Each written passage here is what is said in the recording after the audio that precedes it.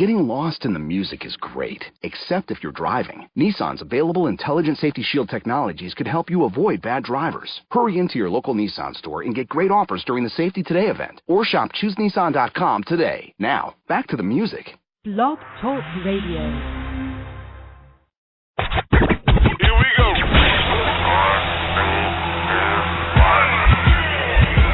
Blast off. This is True Capitalist Radio.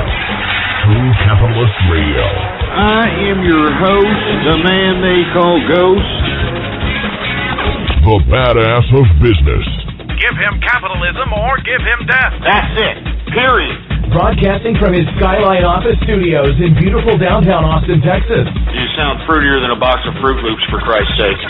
And now, he'll take it from here. Your host, the prognosticator of prognosticators, the man they call Ghost.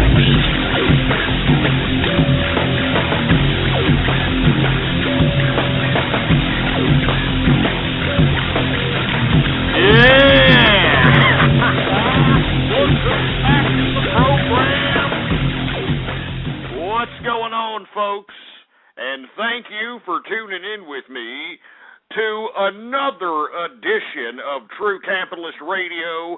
And of course, I am your host, the man they call Ghost.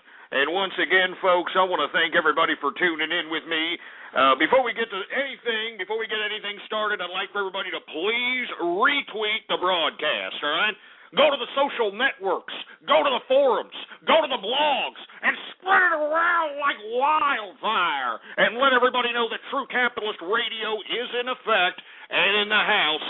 And, of course, for all you fat, lazy-ass hambos that are too goddamn lazy to open up another freaking window in your browser, we got all kinds of little buttons underneath the player right there, all right? We got Google Plus buttons, Facebook like buttons, retweet this buttons, share this buttons, use and abuse those freaking buttons, baby, all right? It's just a freaking click, for Christ's sake. Jesus Christ. Anyway, as you can tell, I'm a little bit hype, you know what I mean?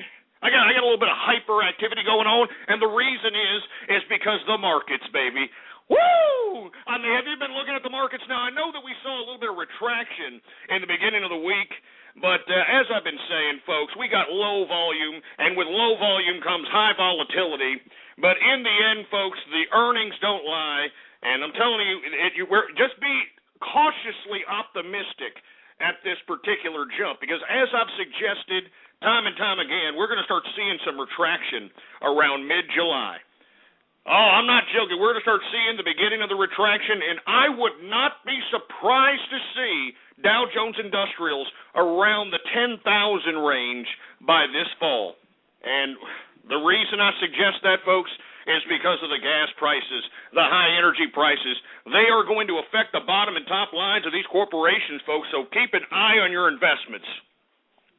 But until then, it's always good to boast in some short-term gains, isn't it? Woo! I'm making money, man. I'm making money. That's what I do, baby. Anyway, let's get right into the markets because we got a lot to talk about. I've been gone for a little bit, folks, and I want to extend my sincerest apologies to the peeps that were out there looking, waiting for another live broadcast. As you can tell, folks, I'm a capitalist, all right? And I like to go out and live lavish, all right? I got a lust for life. I appreciate things. You know, I'm a connoisseur of sorts, of a variety of different things. And unfortunately, 3 hours dedication to do a show, and that's not including, basically surmising what I'm going to be discussing and all that other stuff. You know, I just don't have the motivation to do it. As I've suggested, I know people always, all across these dumbass internets, like to allude to the fact that I do this broadcast to make money. I mean, absolutely not. Are you kidding me? I mean, if I did this to make money, I'd be doing broadcasts every goddamn day of my life, and I don't. You know, on the contrary, I get a lot of flack from people on Twitter and all the other social networking sites that I'm not on here enough. But you have to understand, the money that I'm being paid to do this broadcast is it's tip money. You understand that? It's freaking tip money, for Christ's sake. It is not an incentive for me to dedicate so much time, effort, and energy to, given the fact that I'm out here day trading, I'm out here, maneuvering my own personal finances, making my own moves, so to speak. I mean, come on, man. Anyway, I didn't mean to get off on that tirade. Anyway, we're here today. It's episode number 220 for all the folks that are keeping track, 220. And before we get into anything else and get sidetracked on anything else, let's get into the markets, and let's do it right now. The Dow Jones Industrials focus up, and away. That's right. And it's all these earnings. It's Apple. You know what I mean? It's Johnson & Johnson increasing dividends. It's all this good news that's really fueling the optimism in this market, even though they were not very optimistic in the beginning of this week. I mean, at the beginning of this week, people were selling off like crazy because we were being Euro trashed. And with all due respect to my European capitalists out there, but, your socialist governments are not necessarily providing a global economic footing for stability, with all due respect, all right? Earlier in the week, the problem was the Netherlands, all right? Last week it was Spain and their bond sales. This week, the Netherlands. And in the beginning of the week, we saw a lot of retraction. We saw a lot of sell-offs. And the reason was because we're getting Euro trash, man. I mean, if these people do not settle their fiscal irresponsibilities in Europe, the contagion from that will extend its ugly head over here. And I don't know what could potentially happen, because we have to remember that a lot of our financial institutions, a lot of the mutual funds, a lot of these 401ks, all this nonsense, they actually have vested interest in these goddamn countries. I mean, they put money in these countries. So if they fall and, the country doesn't fulfill their obligation of paying interest on a given bond, let alone interest on a given bond, these countries aren't even giving the bond people their own money back. I mean, did you hear Greece? Sorry, we don't have money. You have to take a loss. Have to take a loss? I mean, oh, Jesus Christ. Anyway, that is what's really was fueling the volatility earlier in the week. A lot of selling, but earnings, baby. Earnings is fueling this bull market, baby. And I've been day trading all night long. All night long. I mean, I'm giddy, for Christ's sake. I almost didn't want to do a show today because I want to go out and party. I'm trying to live it up while we still can before this totalitarian government decides that it's going to just kind of prevent us from having any kind of memorable good time moment in life without them taxing the hell out of you or, I don't know. I'm trying to take advantage, baby, is what I'm saying. I'm trying to take advantage. But anyway, the Dow Jones Industrials is up today, 113.90 points, a percentage increase of 0.87%, closing out the Dow Jones Industrials at 13,204.62 points for the Dow Jones Industrials. Let me tell you something, that's pretty damn good, all right? I mean, especially for these blue chips out here. Are you kidding me? 13,204.62, come on, man. But be cautiously optimistic, folks. I mean, we're going to start seeing these gains. I think it's going to continue, like I said, up until about the summertime, and then it's going to heat up. And when it heats up, we better be ready for a retraction. That's all I'm saying. Watch your positions come summertime, all right? Take profits now if you can. That's all I'm saying. That's just my suggestion, all right? Anyway, S&P 500 is also up today, 9.29 points, a percentage increase of 0.67%, closing out the S&P at 1,399.98 points for the S&P 500. The NASDAQ is also up today, 20.98 points, a percentage increase of 0.69%, closing out the NASDAQ at 3,050.61 points for the NASDAQ composite. Now, let me tell you something about the NASDAQ. Because we just got some numbers coming in. We got them from Amazon, exceeding expectations through the roof. The gamble that, what's that goofy ass, Bezos said, there you go, that goofy ass creator of Amazon. I shouldn't call him a goofy ass. I mean, he's probably the next Steve Jobs. As far as his positioning in the tech industry is concerned, last quarter, actually, I don't know if it was last quarter or 2 quarters ago, they gave a weary forecast on its earnings based upon this Kindle. Because what Bezos decided to do was lower the price of this Kindle to the point where it makes it so easily affordable to the consumer, so that they're actually taking a loss on the hardware, but his basis is that they're going to actually create seamless generations of revenue through content. You know, unlike Apple, which has no content, it's just a bunch of apps, it's hardware. That's all there is to it. Bezos thought that if you gave out the hardware easily accessible to the average American or the average consumer on the world level, that he in turn can utilize content like books and other licensing content that Bezos and Amazon are keenly trying to get exclusivity upon. This is really where the money's at. Anyway, through the roof, Jeff Bezos definitely knows his stuff, man. I mean, even though he looks kind of goofy, the guy is a genius. If you look at after-hours trading right now, Amazon is through the roof right now. And you know as well as I, going into Baller Friday, we're going to see some major increases in the NASDAQ, all right? Be looking for it. Be looking for it. That's all I'm saying. Anyway, let's go ahead and get to the European markets, our European brethren.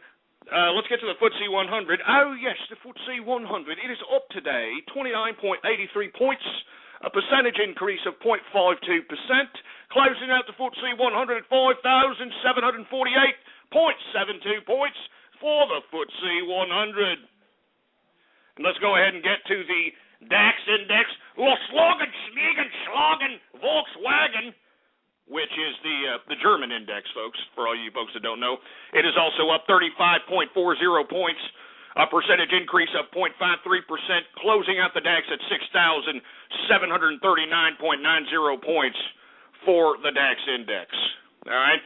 Now, let's get to commodities out here, because commodities, they're shooting upward. I mean, it's getting more expensive. Everything's getting more expensive. Not just the gasoline prices that are causing an increase in your average supermarket purchase or your average shopping mall purchase, but it's also the rise in actual goods and the actual commodities themselves that are really what's causing a lot of, how can I put it, a lot of squeeze in people's budgets here. Now, let's take a look right now at commodities. These are very interesting right now, all right? You got right now a bull market going on in the stock market right now, all right? And let's keep in mind that Ben Bernanke just came out earlier this week stating that he sees, quote-unquote, moderate growth, and he sees no signs of having to use any kind of quantitative easing measures. And once again, that was another thing that kind of put a damper on the markets. But once again, the proof is in the numbers. And the numbers say that the goddamn earnings are better than expected, all right, in a lot of these companies. And that's why we have such a bull market right now. And it's not, I mean, traditionally, if you see increases in the stock market, you would gradually see decreases in some of these commodities. And are we seeing that? Wrong. We're seeing an increase all around, which is very, very concerning, which means that the dollar is getting more and more depleted. That's what the hell it means. But anyway, let's get to the energy prices first, all right? Brent crude futures, which is the crude oil that's shipped off to Europe and Asia, it is up 73 cents, a percentage increase of 0.61%, closing out Brent crude at $119.85 per barrel of Brent crude oil. It's a pretty high price for Brent crude, man. I'm telling you, those Europeans are probably taking it in the teeth as far as their everyday leisure activities relating to transportation is concerned. You know what I mean? I mean, that's pretty high level. I mean, I feel sorry for you Europeans, man. I mean, no wonder you're pissed. Anyway, gasoline futures for the United States up $19.25. That's a percentage increase today of 1.94%. So for all you folks that are speculating that possibly you're going to get some relief at the gas pump, you ain't going to get it. All right? Yeah, you ain't going to get it, for Christ's sake. I just, it's unfortunate, but this is just the way it is here. You know what I mean?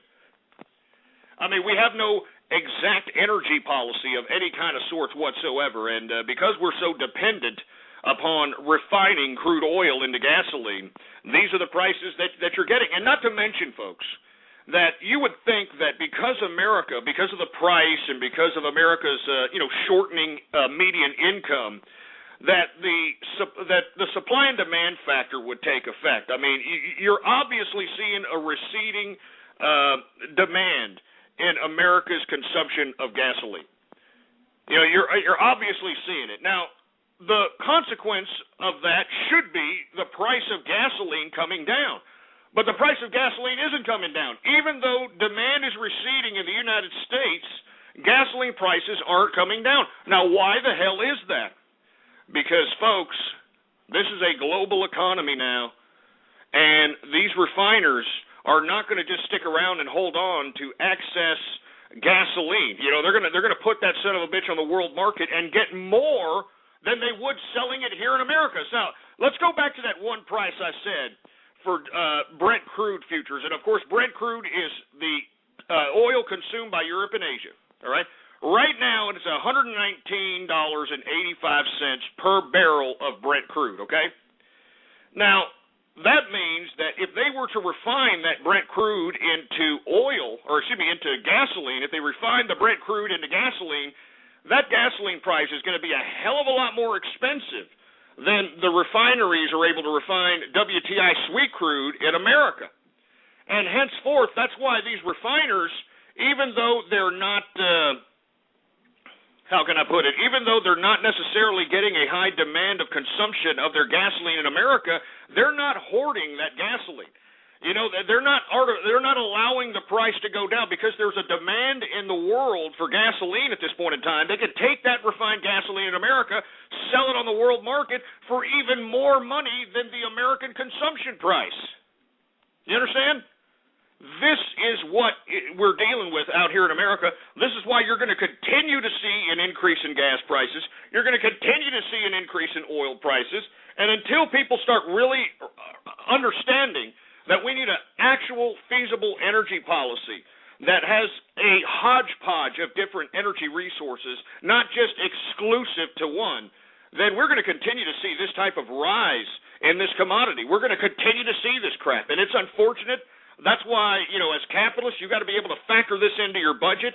And I'm not just talking about factoring it in as it relates to your consumption of gasoline at the pump, as it relates to your gas-guzzling cars. I'm talking about it's going to affect the prices of goods on the supermarket. It's going to affect the prices of goods at the shopping malls. This is not good. And this is why I'm telling you, folks, this July, and let me tell you, I've always been right. Maybe I'm wrong, maybe once or twice. But let me tell you something right now, man.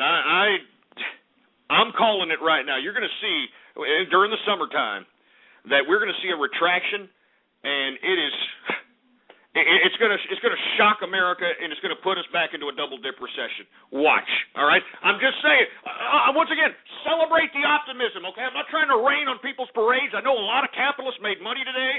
I don't mean to rain on your parade, but let's be realistic here, all right? Let's be realistic. Anyway, let's keep going here, all right? I'm sorry. I'm just giving you my analysis of why we're seeing an increase in gasoline, even though America is curbing its consumption in the commodity. That's all I'm saying, all right? Anyway, let's continue going. Who else do we got going on over here? We've got heating oil futures up today, $3.89. That's a percentage increase of 1.23%. And that probably has a lot to do with this nor'easter situation. Has anybody heard about it? I mean, look at all these weird atmospheric phenomena that are happening out here in America, and they're talking about it on the media like it's been around the whole goddamn time. I mean, this nor'easter, upper-level, low Arctic front, I don't even know what the hell they're calling it out here, but it's hitting the East Coast, and the East Coast is freaking snowing. I mean, I think it's moved on, but still, I mean, this is where all this increase in heating oil is coming from, for Christ's sake. I mean, the freaking nor'easter in the freaking springtime? I mean, what is this crap? But once again, we just got to accept it, grin it, and bear it. Anyway, believe it or not, natural gas, as we talk about natural gas here, it actually saw a run earlier in the week, but people are selling off today, obviously selling off, taking profits, and putting it elsewhere. Natural gas is down today 3 cents, a percentage decrease of 1.80% on the day. Now let's get to WTI sweet crude, all right? WTI sweet crude is up today 27 cents, a percentage increase of 0.26%, closing out WTI at $104.86.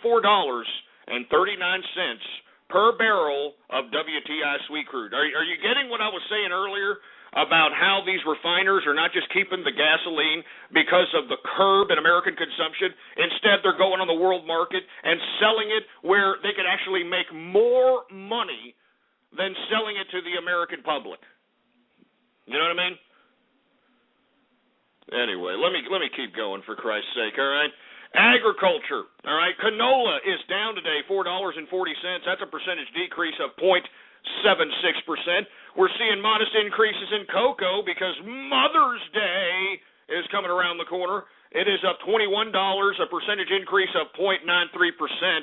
And, oh, my God, it's coffee. All right, in before un-American tweets. All right, and for you folks that don't know, I don't like coffee. All right, I know that everybody in America wants to hump their coffee cup if they could, but I don't like coffee. All right, I mean, doesn't anybody realize that it changes who you are? That it's a freaking drug, for Christ's sake. All right, I mean, for you people that criticize me for consuming in the alcoholic beverages and spirits. I mean, what's the difference between you coffee drinkers that drink about 4 or 5 cups of freaking Joe a day? Can you explain that to me, for Christ's sake? And not to mention, it's way more expensive than booze, for Christ's sake. I mean, you can get, even a cheap bastard can get a 6-pack of, Schlitz or something for about $5. I mean, with a coffee, if you go to a Starbucks and try to socialize with, guzzling down that beverage, you're going to drop about $9, for Christ's sake.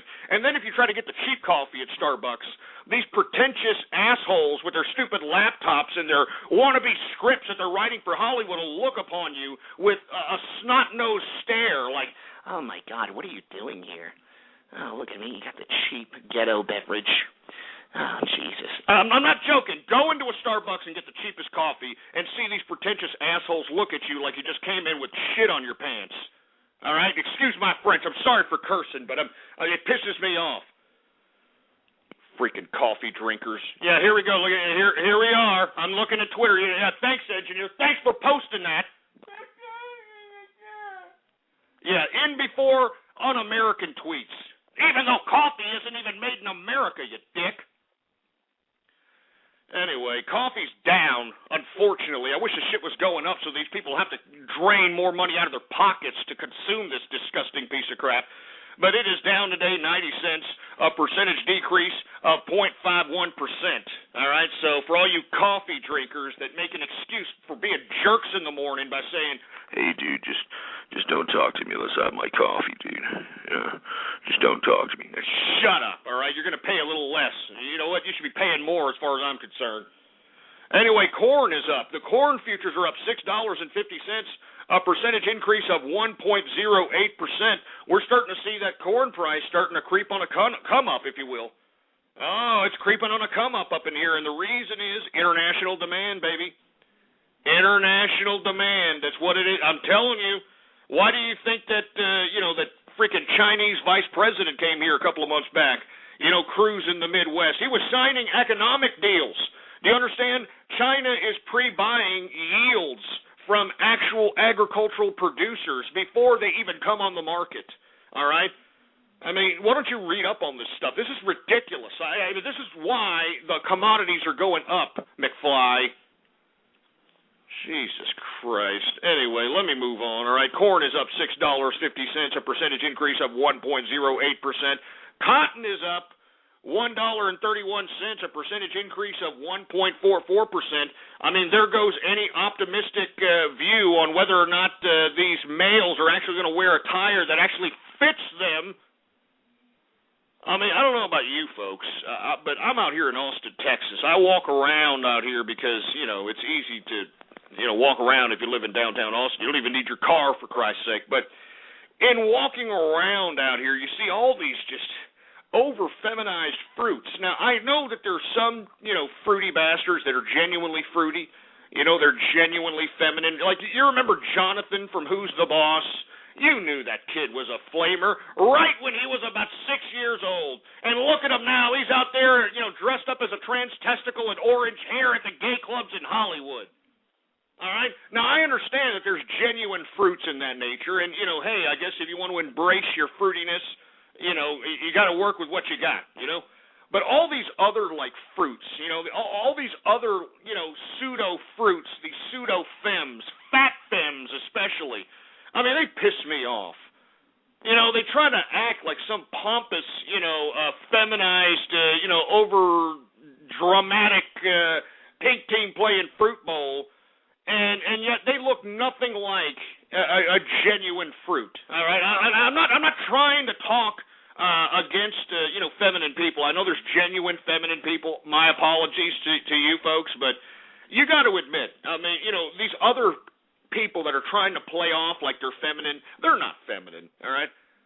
I mean, these are just social rejects that have been rejected by every other social community of people, whether they were hipsters or punks or gothic people, hip-hoppers, jocks, whatever the case. They got rejected from every goddamn, social group, and now they're turning fruits because the homosexual community, I should be proper about this because I don't mean to, lump the homosexual community in such vulgarity, but the homosexual community actually embraces everybody who embraces their community.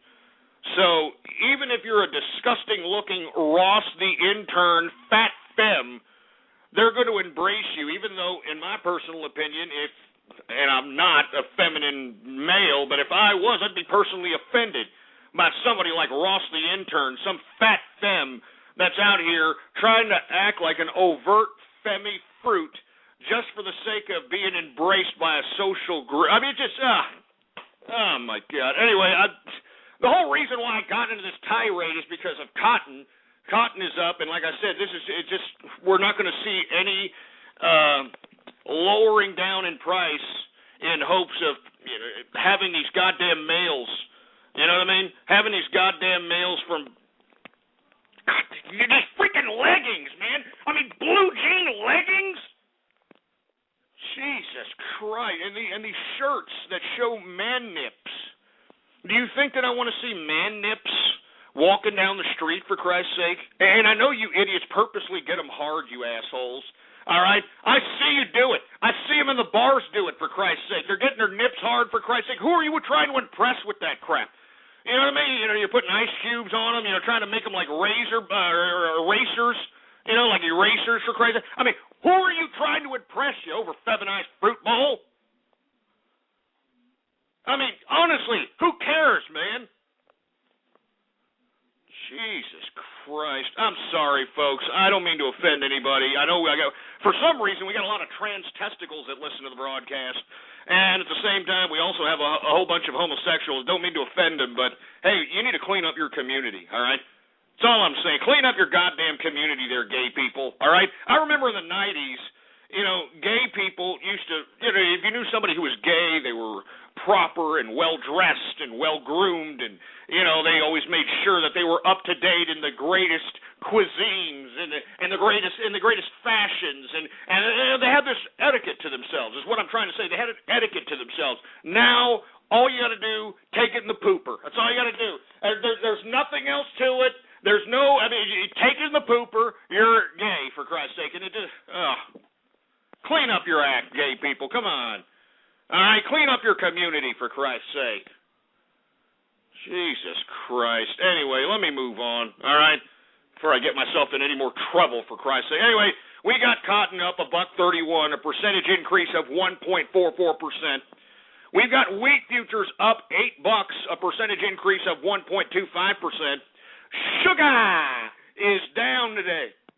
Excuse me, Jesus Christ, it's down. You know what? I need a drink, for God's sake. I'm getting cotton mouth from freaking screaming about a bunch of fruits that are wearing leggings out here. Give me my drink.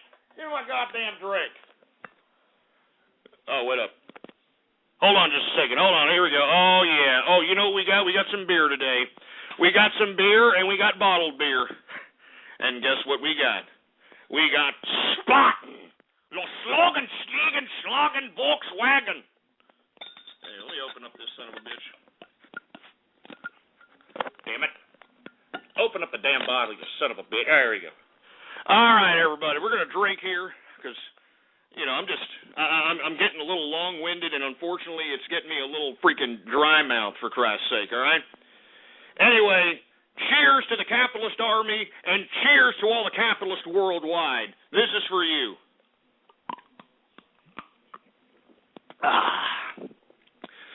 Good stuff, man. I'm telling you, what you Germans are doing. Not only do you Germans make decent beer, but you got pretty good wine. Riesling wines are unbelievable, all right? Serious. Freaking Rieslings are great out of Germany. I'm not trying to be some freaking wine snob here, but if you don't like wine, just try a Riesling out of Germany. Unbelievable, all right? Great dessert wine, too, all right? Anyway. And screw all you people saying that I'm some kind of an alcoholic, for Christ's sake, all right? I'm a connoisseur, you assholes. There's a difference. There's a big difference, all right? I mean, I appreciate the spirits that I consume. I appreciate the cigars that I smoke. I appreciate the vices that I consume, for Christ's sake, the nuances, the tastes, so on and so forth. Unlike you people, all right, that are sitting here calling me an alcoholic, you're probably getting drunk on Billy Carter beer, for Christ's sake. That's what you people, you go out and try to get the cheapest crap available. I mean, if they still sold that generic white, black labeled crap, remember, that just used to say what the product was? It was like all white product, and it just said the freaking name of the product in black letters. And just imagine that on beer. You know, the shit that just says beer on it, you idiots would consume it. Because all you're after is getting drunk. I'm not after getting drunk. I'm after appreciating the actual beverage at hand. As a matter of fact, I'm gonna keep appreciating it, since you assholes on Twitter keep calling me an alcoholic. I'm gonna keep appreciating this, boy, and you all just keep hating. All right?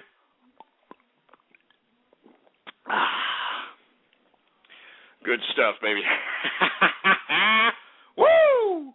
And you want to know why I can do this? Because I'm a capitalist, baby. You understand what I'm saying? I'm a capitalist. Woo! Man. Anyway, let me get back. Where the hell was I, engineer? Where was I? Oh, that's right. I was getting done with sugar, down 55 cents, a percentage decrease of 2.52% on the day for sugar. That's a pretty bad loss. Anyway, soybean futures are up $4.25. That's a percentage increase of 0.29%. Lumber is up very modestly, 60 cents, a percentage increase of 0.21%. Oats are down $1.25. That's a percentage decrease of 0.37%. It looks like that Quaker bastard doesn't have anything to smile about today. Soybean oil futures are down 28 cents. And wool, oh my God, wool futures are unchanged today. Once again, it looks like the bull-nosed bull dykes didn't come out to see the freshly cut pieces of wool.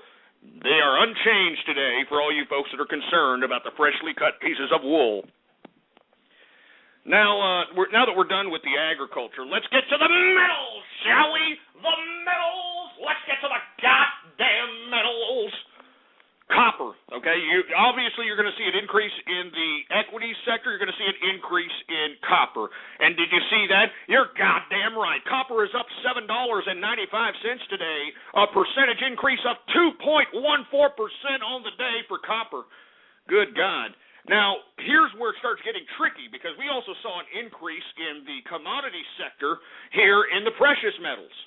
I mean, traditional investor footing, or the traditional investor idea of the way or the pendulum of investment goes like this. Whenever you see increases in equities, you traditionally see decreases in metals. If you see increases in metals, traditionally you see decreases in equities. But when you start seeing a rise in both, that just goes to show you that the investor doesn't know their ass from their elbow, and that the little volume that we do have in this market, it is a skittish, helter-skelter type of a mentality in this market. And the proof is in the pudding. I mean, just read the numbers here. Precious metals, gold up $15.30 today. That's a percentage increase of 0.93%, closing out gold at $1,657.60 per troy ounce of gold. And good God, did you take a look at silver today? Silver is up 74 cents. A percentage increase of 2.45% on the day for silver, closing out silver at $31.17 per troy ounce of silver.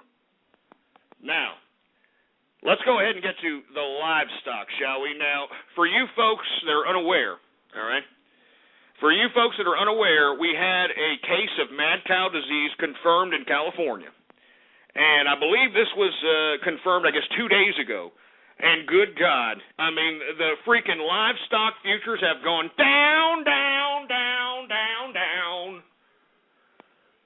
And they're continuing to go down to this day. I mean, this is really scaring a lot of people. As a matter of fact, South Korea has responded by saying that they are denying imported beef from America into the South Korean area. This is serious business. I hope that we nip this in the bud. I hope this is a very, very isolated incident as it relates to the beef production in America. I really hope it does. I'm just saying. All right, but livestock continues its slide ever since the announcement of that mad cow disease in California. Live cattle is down 25 cents. That's a percentage decrease of 0.22%. We've got cattle feeder down 82 cents. That's a percentage decrease of 0.54%. And for all you fat jelly ass ham bones that like to shove a couple of ham bones down your goddamn gullet, well, it's going to cost you a little less because lean hog futures are down 37 cents, a percentage decrease of 0.43% on the day. And that, my friends, is the markets for your ass. Woo! Anyway, folks, we ran through the market. Once again, we saw decreases in the beginning of the week because we were getting euro trashed with the whole Netherlands bond situation and the lack of austerity by the Netherlands government. We also saw a little bit of volatility as it related to a couple of different numbers and economic data that came out in the beginning of the week. But once again, the proof is in the earnings. The earnings are strong. The earnings are great. If you take a look at it, that's what's fueling the market at this point in time, right here, right now. All right? But once again, be cautiously optimistic. All right? We're going to start seeing, continued gradual growth in these equities markets, but we're going to see a retraction in midsummer. I'm telling you, mark my words, we're going to see a retraction. I mean, these energy prices are going to affect the bottom and top lines of these companies. And right now, if you're an investor, I would start eyeballing any company that does not utilize petroleum as a main component for revenue stream generation. All right? Remember that. I mean, that's what you need to start looking at. You start looking at the books of these goddamn companies. You need to start looking at the income statements and the balance sheets and the cash flow, so on and so forth. And you need to realize how much of a dependent is petroleum upon this company. You understand?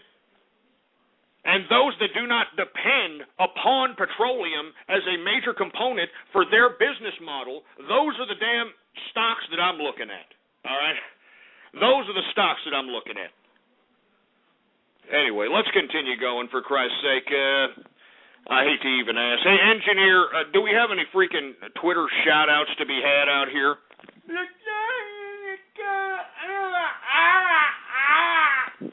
Well, according to the engineer, we do have a couple of Twitter shout-outs to be had, and I really hate this part of the show, to be honest with you. I mean, because these people, they create these sick, demented, twisted Twitter names in an attempt for me to say these disgusting pieces of trash, and it makes me sick. All right, it makes me sick. So what I want people to do is tweet at me right now, Ghost Politics, all one word, no underscores, Ghost Politics. Tweet at me with the hashtag Capitalist Army. All right? Tweet at me with the hashtag Capitalist Army, and I will give you a shout-out right here, right now, live on the True Capitalist Radio broadcast. All right? And as a matter of fact, do we have some people tweeting? We got a couple of people tweeting, so let's go ahead and get to those right now. We've got Canadian Ghosty in the house. We've got Vince in the Bay in the place. What's going on? We've got Dutch Capitalist in the house. We've got Cosmo Bro CB. What's going on, man? Who else do we got going on? We've got, I'm not going to say that. What's going on to Capitalist Frank? What's going on to Candle Jack NG? What the hell does that mean, you sick, twisted pricks? We've got Nerdoc. What's going on to Nerdoc? Stay out of my shed in the place. The Seattle Sound Guy. Who else do we got going on here? We've got Mad Cow for South Korea. Well, Jesus Christ. Here we go with this crap. Anyway, we got Senor Carlito. We've got Urine Caresser. Yeah, that's real funny, you jerk off. Speed Mobile 91 in the place. We've got Tommy and some numbers. I'm not going to say all those damn numbers. We got 4 years of fail. Shove it up your ass, 4 years of fail. If you don't like it, turn it off, you stupid scumbag. We got John the Sponge in the house. We got somebody named California Brony. Oh, man. Jesus Christ. Let me take a couple of more shout-outs, and I'm going to get to this Brony situation before we get into anything further, all right? All right. Anyway, who else we got? We got Minecraft Brony. All right. We got Count Dracula 25. We've got Mr. Dragon Stomp. Who else do we got going on here? We've got a penis stapler. Jesus Christ. Oh, yeah, this is fresh. MSNBC for Ghost. Yeah, that's great. That's swift. Yeah, that's what. Yeah, give me a couple of pictures of Rachel Maddow in drag, for Christ's sake. Oh, I forgot. That's her everyday attire. I mean, Jesus Christ. Who else do we got over here? We got somebody named Epson. What's going on at Epson? We've got, I'm not saying these sick-ass twisted names, you twisted sick bastards. Sergeant Yoda in the place. We got Kamina Coney. We got Amoebas for Travis. What the hell does that mean? Amoebas for Travis. What the hell does that mean? We've got Hipster Clopper. Yeah, Jesus Christ. Who else do we got? This is just getting sick. It's getting stupid and pathetic. Oh, now Fox News for Ghost. Oh, that's great. Fox News, MSNBC for Ghost, and Fox News for Ghost. That's great. Oh, my God. Fat Marshall in the house. Happy Radio 3000. Who else do we got here? My Little Rebirth. What the hell is that supposed to mean, you sick, twisted prick? Telling you, man, these sick assholes, man. No shame, nothing. Jesus Christ. Anyway, we got Ties for Ghost. What's going on to Ties for Ghost? Who else? We got Florida Genocide. What the hell is that supposed to mean, man? Where are you coming? Why are you doing this? What is this? I don't get it. Are you talking about because of the Trayvon Martin Black Panther situation? Or I don't get that one, man. Anyway, we got Nee Slappington, Ghost FTW, Caliente, Texas. Yeah, real funny, you stupid, dumb Mexican jerk. Dr. Joshua 2-0. Who else we got? We've got Reseat Lamar Smith. Whoever made that name, you deserve a swift kick to the nuts. You know that? I'm serious. Reseat Lamar Smith. This is the guy that created SOPA, created this whole domino effect of having the governments have a hard-on to regulate the internet, and you want to reseat this prick. I mean, are you kidding me? Oh, great. Look, here's Poop Messiah. Yeah, Poop Messiah's in that. And here's Colon Tenderizer. That's enough. That's it. That's it. That's enough. No more Twitter shout-outs. You people are really... You're wearing this little option of interactivity very thin with these sick-ass names. I'm telling you this right goddamn now. Jesus Christ. This is horrible. This is just unbelievably sick. Anyway, let me get to the program. We got a lot of things to talk about anyway. And, of course, I'd like to lead in after the markets with, a topic that should be on everybody's mind, and I'm talking about the 2012 United States presidential election. That's right, it is now official. Mitt Romney versus Barack Obama, all right? Magic Underpants versus long-legged Mac Daddy. I'm sorry, Jesus Christ, I'm going back about a decade or so. All right, Magic Underpants versus long-legged Mac Daddy, all right? Now, very interesting developments have come about. Romney is trying to vet who he's going to have as his vice presidential running mate. And a lot of people are pointing the finger at this one Cuban guy out of Florida named Mark Rubio. Mark Rubio. Now, it's an interesting pick because I understand what the Romney camp is trying to do in this situation. They want to captivate that big, humongous demographic that is going to basically overtake the majority population here in the next 10 years or so, and I'm talking about the Hispanics. I'm sorry, I'm talking about the Latin folks or whatever you want. I mean, there's a whole variety of different Latin people. I hate to lump them all in this one category, but you've got these cultural Marxists within the Mexican community who insist upon calling themselves these, labels. And, I'm a Hispanic. I'm a Chicano. A Chicano, really? What the hell does that mean, a Chicano? What the hell is that shit?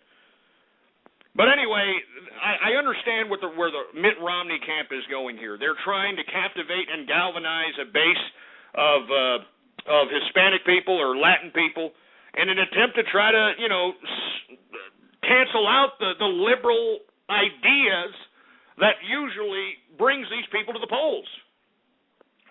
I mean, that's basically what this is. This is an attempt at, trying to underscore the fact that Romney is a compassionate conservative. Remember that? George W. Bush said that he's a compassionate conservative. And I think that Marco Rubio will probably not be the nominee, but they're looking at him very close. And the only reason I'm thinking he might not be the nominee is because him and Mitt Romney don't have very good rapport. I've seen these guys at a bunch of stump speeches, and, they don't really come across as, guys that go coinciding side by side, so to speak. They don't really have very good rapport. They don't feed off of each other very well. So, I mean, that could be a strike against Rubio. And, of course, they talk about the proverbial Christie, out of New Jersey.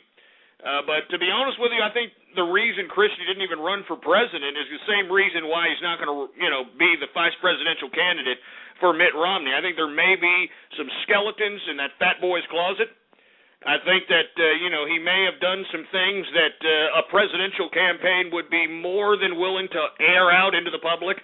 And that's something that, any potential candidate should keep in mind when taking public office. All right? But anyway, Joe Biden, this jerk, this vice presidential blowhard over here, recently called out Mitt Romney on foreign policy issues. He said that Mitt Romney doesn't even have a foreign policy. As compared to what, Biden? As compared to what? Your foreign policy? I mean, do we want to talk about your foreign policy? Okay, let's talk about the Biden-Obama foreign policy for a second, okay? All right, let's just a couple of things. All right, Libya. All right, you actually basically bypass Congress and basically say that Congress is insignificant in relations to a coalition or international bureaucratic objective of sorts. I don't know, whatever the hell Panetta said. I heard his testimony. All right, but at the same time, you aid and abet Al Qaeda in Libya. I mean, that's a proven fact. I mean, you can YouTube up right now Al Qaeda Libya, and you'll see Al Qaeda flags in Libyan buildings. For Christ's sake, I mean, this is not a joke. Okay, so you back up, Al Qaeda rebels in Libya to overthrow Muammar Gaddafi, which, by the way, Muammar Gaddafi was doing everything within his dictatorship power to show the international community that he was no longer a threat to the world. He allowed the IAEA inspectors inside to inspect any potential nuclear sites. He was trying to negotiate with the world to try to, build better relations with his sketchy past. And lo and behold, we've got, Barack Obama and Joe Biden with their great foreign policy overthrowing this guy, and now you've got freaking Al-Qaeda in Libya, all right? Meanwhile, there's almost over 9,000 deaths in Syria. And for you folks that have been following me on Twitter, I tweeted a video that came out that shows Bashar al-Assad's army, burying somebody. And let me tell you the story and the premise around this person that was buried alive in this video. I know it was very hard to watch, very hard to see, but the reason Bashar al-Assad's army buried this kid alive was because he leaked footage of atrocities by Bashar al-Assad's army to the international media. So as a consequence, he was buried alive, all right? And that's just one of over 9,000 people that have died in this country, and yet the United States, the United Nations, NATO, they've done absolutely nothing. They've done nothing. All right? So, okay, I guess that's part of Biden's foreign policy, right? You know, that's part of Biden's foreign policy. When you got a freaking tyrant killing his own people because he wants to sustain his own dictatorship, as opposed to a dictator trying to, you know, be as transparent as he possibly could in the international community, I guess you're just going to go ahead and back up Al-Qaeda, right? Let's talk a little bit about Egypt, right? I mean, do we even need to talk about Egypt, for Christ's sake? Huh? Do we even need to talk about Egypt? I mean, Jesus Christ, man. I mean, could somebody up to it?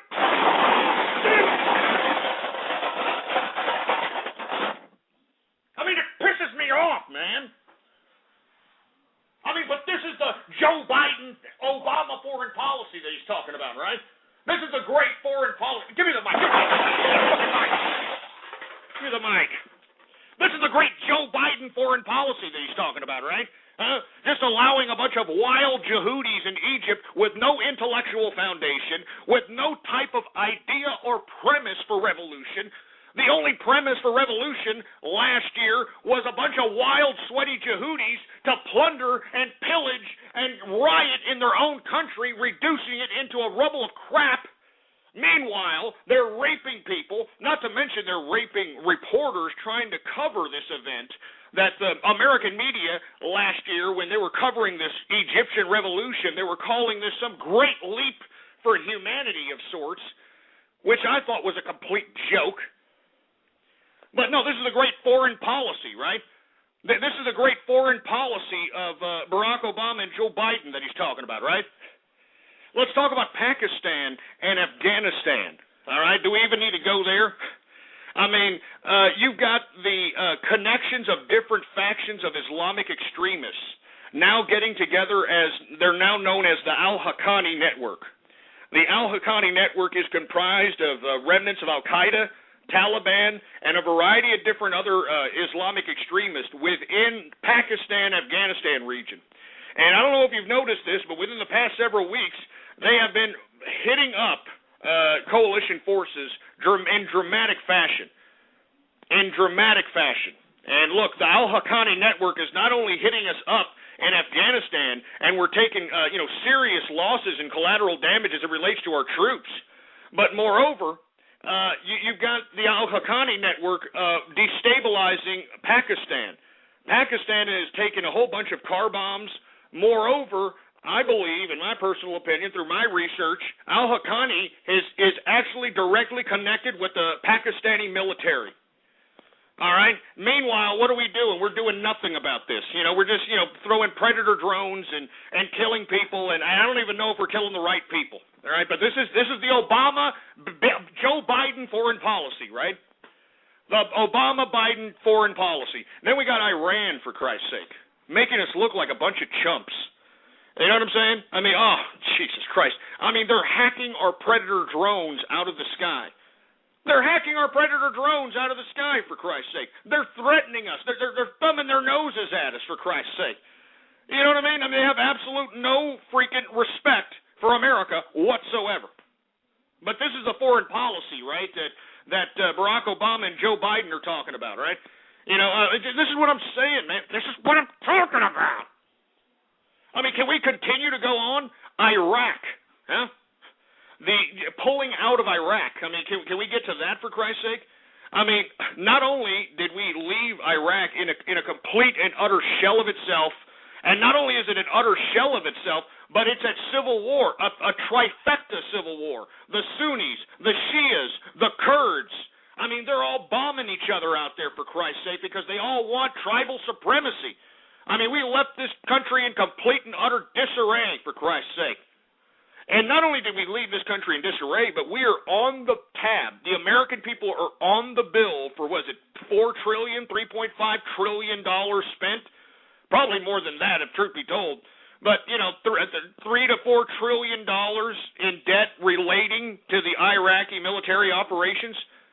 $3 to $4 trillion accumulated and spent in debt. relating to this Iraq war, for Christ's sake. And what? Because Barack Obama says, oh, look, we pulled out. Yay, we're victorious. What? We're really victorious? Who's going to pay for the debt for liberating these people? What, the taxpayer? I mean, who's going to pay for this crap?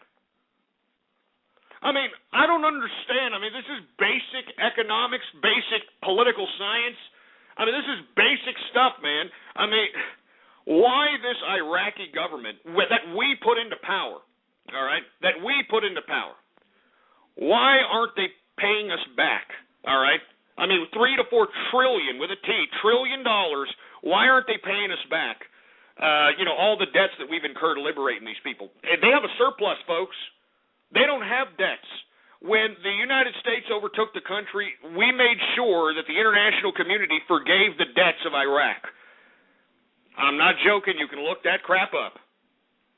So they have no debt. And on the contrary, they're taking all the oil that they have in their oil deposits beneath their country, which they are the second largest oil deposit in the world.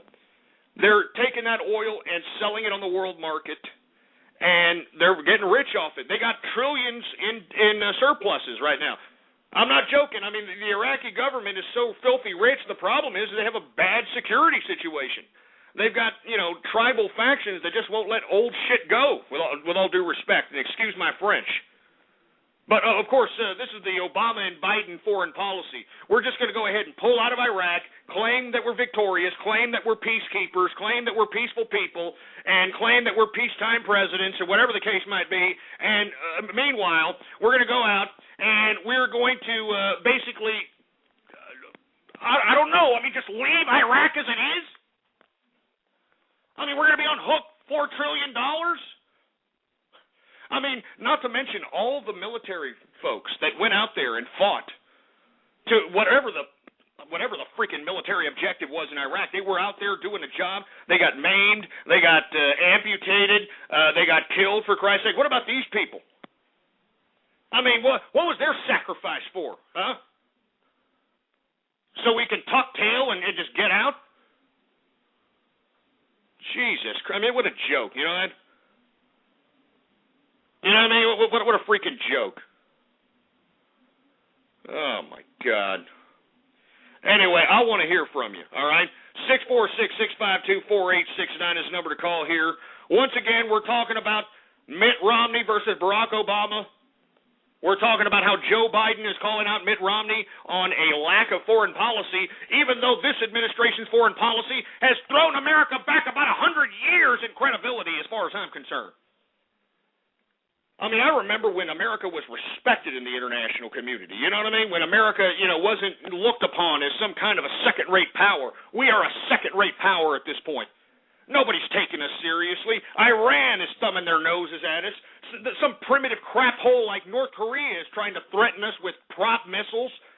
I mean, nobody's respecting us whatsoever. It's a disgrace is what's happened. And you want to stand by this foreign policy there, Joe Biden? Jesus Christ, what a joke. 646-652-4869. What do you got to say about this stuff? 908, you're on the horn. There you go. Am I live? Yeah, you're live. What's up, man?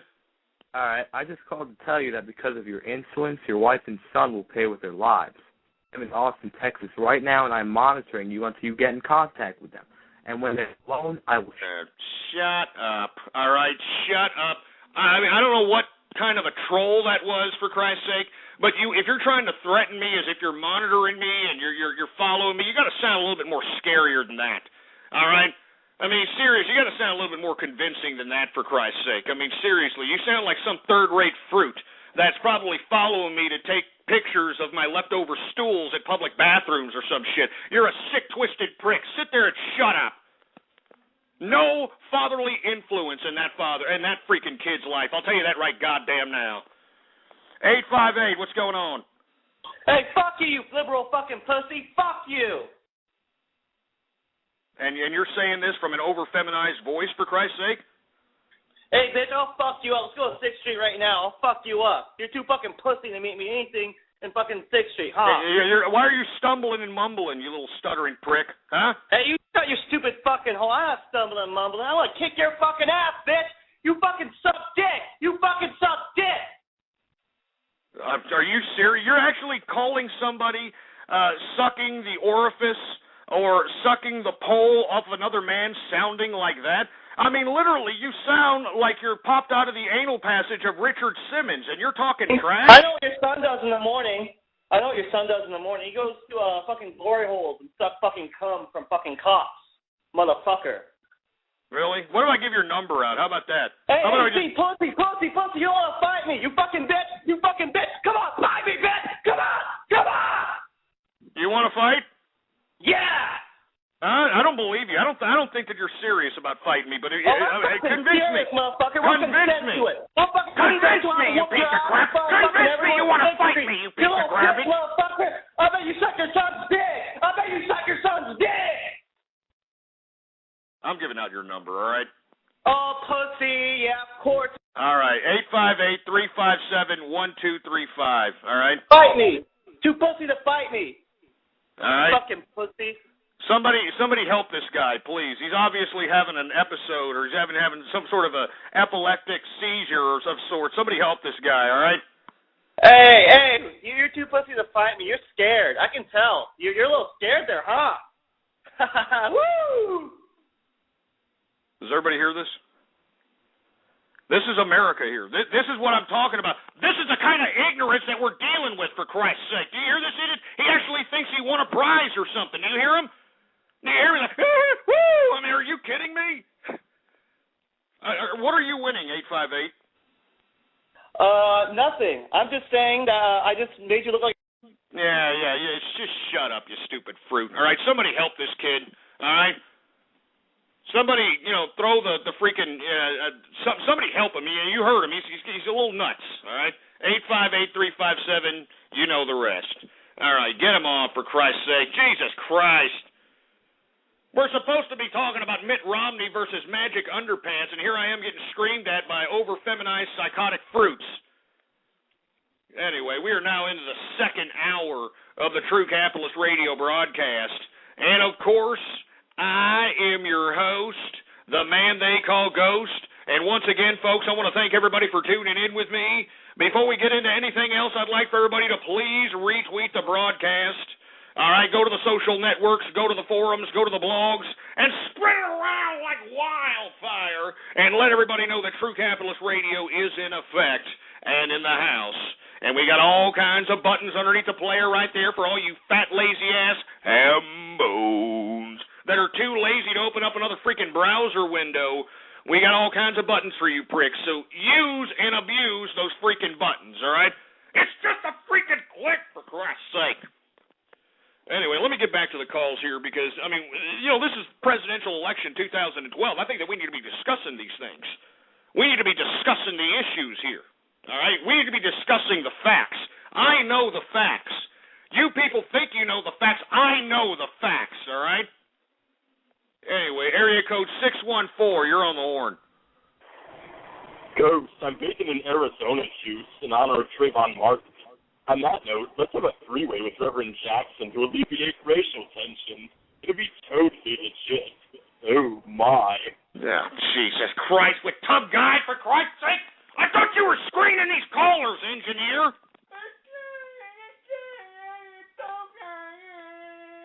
I mean, screen these callers, for Christ's sake! Jesus Christ, what a sick bastard, man.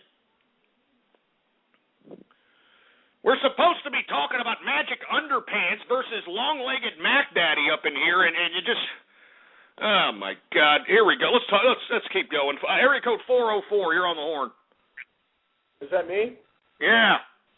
I'm just hoping that we can all bow our heads and submit our will to the Lord Satan in hopes that he protect us with his big black cock. Oh, Jesus. Oh, Satan's a black man now? Yeah. What else could he be?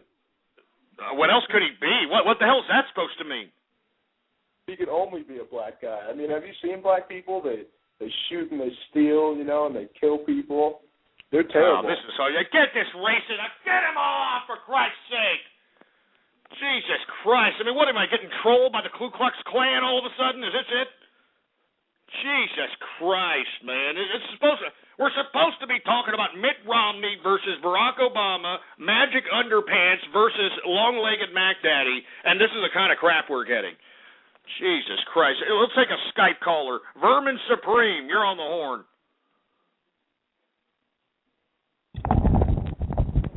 Yeah, you're taking a hit off a bong or something, for Christ's sake. 973, you're on the horn. Don't talk to me. Just don't talk to me, Ghostly, until I have my coffee. Don't talk to me. Just don't talk to me. Shut up, you stupid asshole. 423, what's up? You're on the horn. I got my hoodie on. I got my hoodie on. I got my hoodie, got my hoodie, got my hoodie on. I got my hoodie on. Christ, yeah, real funny with that stupid remix, for Christ's sake. That stupid Trayvon Martin hoodie remix, for Christ's sake. God damn it!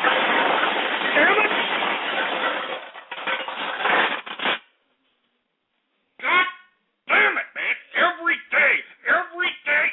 goddamn day I come up here and try to do a broadcast. And I try to convey serious issues and serious business. But instead, this is the kind of crap that I get.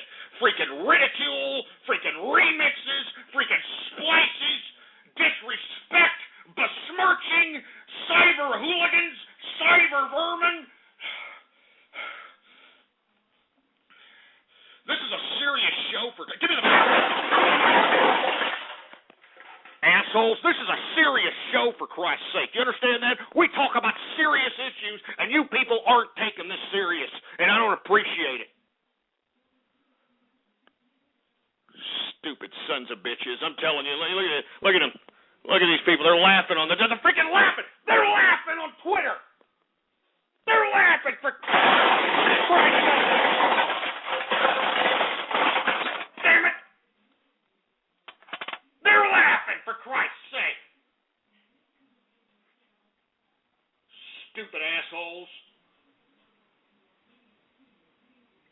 You're lucky I'm even here doing a broadcast, for Christ's sake. And you're laughing. Look at him! Look at him! Look at him! Look at him! Look at him! Look at him!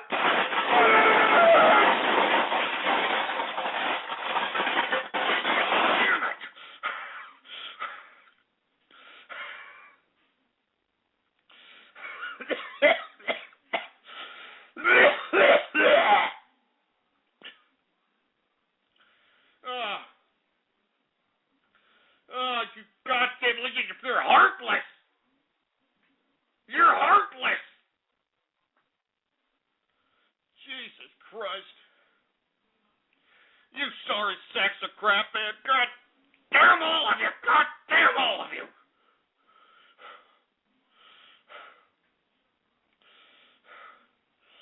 God damn it. Give me the mic. Give me the goddamn mic. Give me the mic. God damn it. I'm not going to take this. Do you understand that? I'm not going to take this crap. I'm telling you this right now.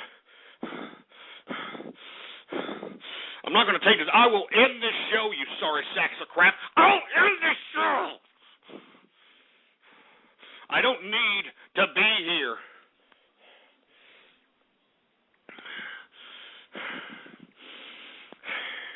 I don't need to be here. Get that through your thick-ass, stupid, numbskulls, for Christ's sake.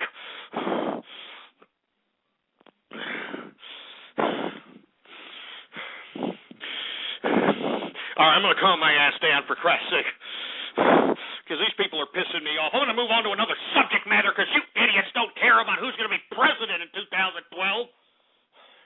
So I'm going to move on. Maybe you idiots will be a little bit, maybe you'll be a little bit more interested with the Secret Service prostitution scandal, huh? Oh, yeah, I bet your little wet willies popped on that one, didn't it? You stupid Skankosaurus wannabe having fruit bowls. Anyway, let's talk about that damn stuff. Excuse me, I almost cursed there. I'm cursing because of you people, because you're pissing me off out here.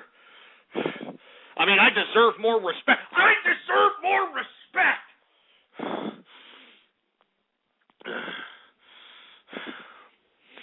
I'm getting a beer here.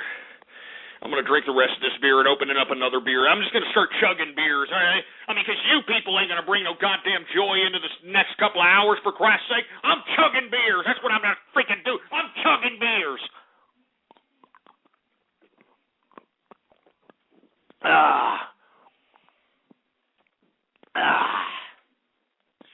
That's what I'm talking about, man.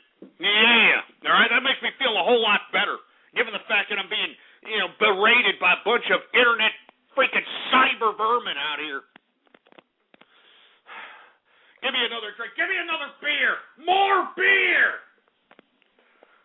All right, we got it here. We got it. All right, let me open up this beer here, folks. God damn it. Oh, yeah. Woo! Oh, yeah. I'm just going to chug beers here, because you people. I mean, you people are making me do this. It's you people. Anyway, let's talk a little bit about the freaking Secret Service for a little bit, all right?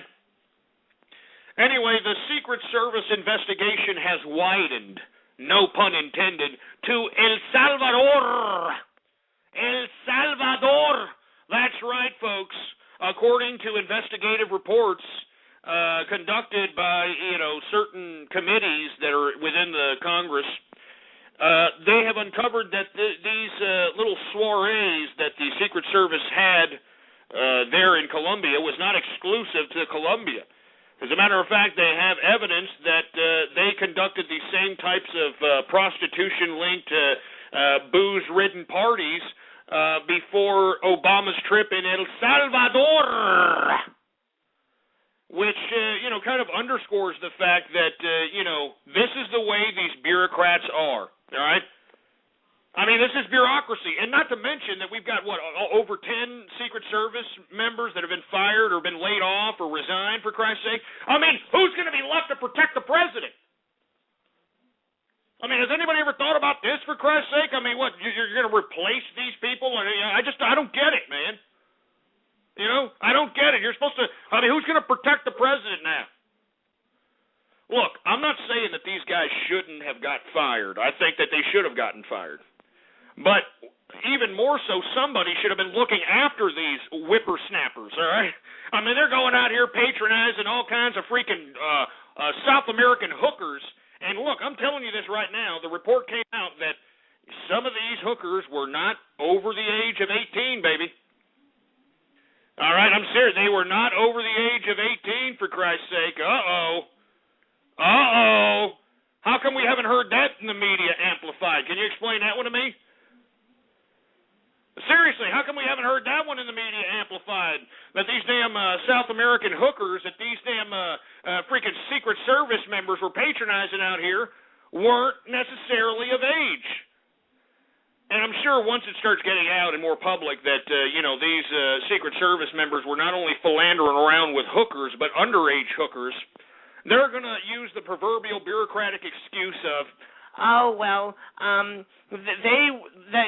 the country of origin, it's actually legal.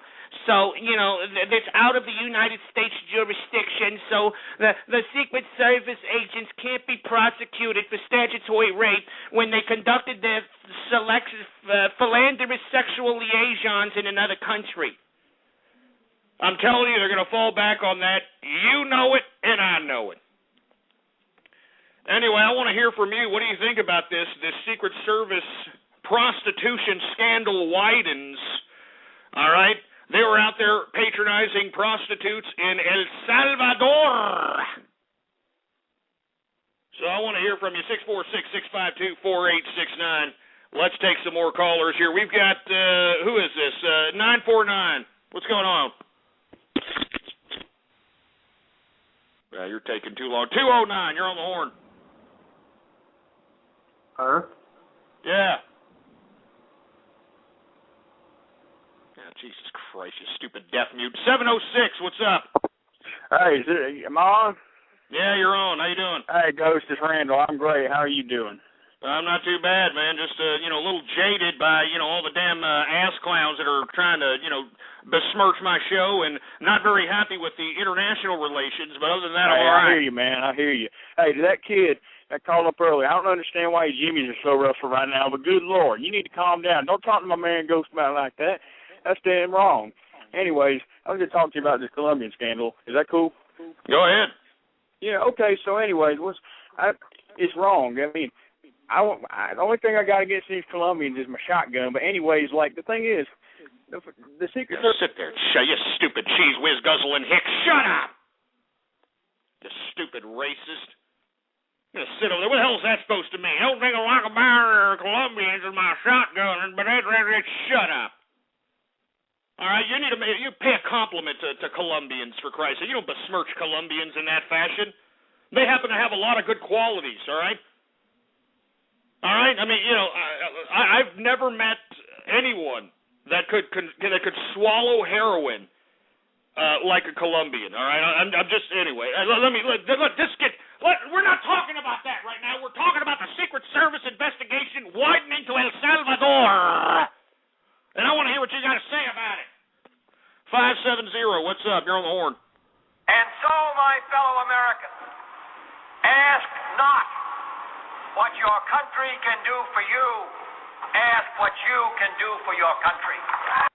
Yeah, well, that's a famous little quote by JFK. Unfortunately, we all know what happened to him. It's unfortunate. 318, what's up?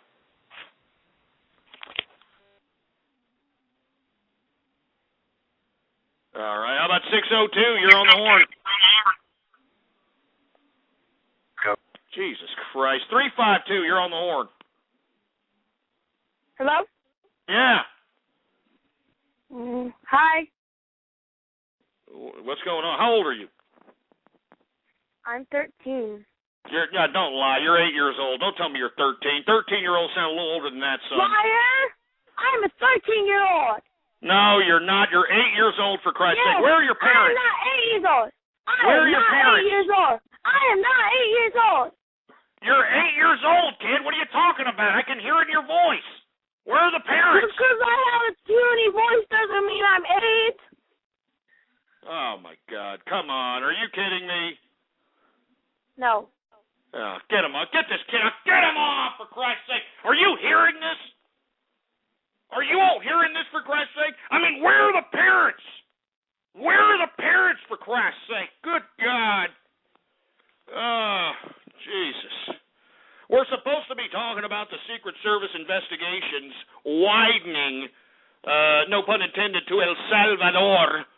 Apparently, the Secret Service agents, did this same philandering pre-teenage hooker liaison in El Salvador before the president's trip there, for Christ's sake. So this is just common, a common thing amongst the Secret Service to have drunkard soirees, with pre-teenage prostitutes. I mean, I guess this is just an unwritten rule for the Secret Service. I'm assuming here. Anyway, 607. What do you got to say about it? Is that me? Yeah. Oh, for the prostitute thing, I would say that's pretty fucked up. And for you being all angry, I think you need a little smile. Are you kidding me? I mean, what kind of a fruit bowl little suggestion was that? I bet you're the kind of guy that says you got the bad case of the Mondays. You're one of those guys, right? Wait, me? Yeah, you. Oh, I'm just trying to cheer you up, buddy. Ah, Jesus Christ. What is this, huh? I mean, what are we fruiting up here? What do we want, Mr. Optimist to come back here? Let's bring back Mr. Optimism. How about that? We'll bring back Mr. Hi, guys. I'm back. I'm Mr. Optimism, and we're going to spend the next couple of minutes viewing everything from an optimistic perspective. And that optimistic perspective actually brings out the best energetic response from the body, mind, and soul. And we were talking a little bit about the Secret Service prostitution scandal as it widens to El Salvador. But there's something that can be brought about in a positive light. At least we understand now that this type of activity is not only susceptible to the average everyday layman in everyday society, but to members of authority that we trust. And the greater that we expose this type of corruption, the better off we're going to be as a people. I mean, it's a very optimistic thing that just took place. I know people are harping on the negative, and they're out there emphasizing the bad things as it relates to this particular incident. But I think there's a lot of positivity coming out here. A lot of positivity. Anyway, I want to hear from you guys. 646-652-4869. And I want to talk to you guys about this, okay? I'm Mr. Optimism, and we're gonna be optimistic for a little bit, okay? 708.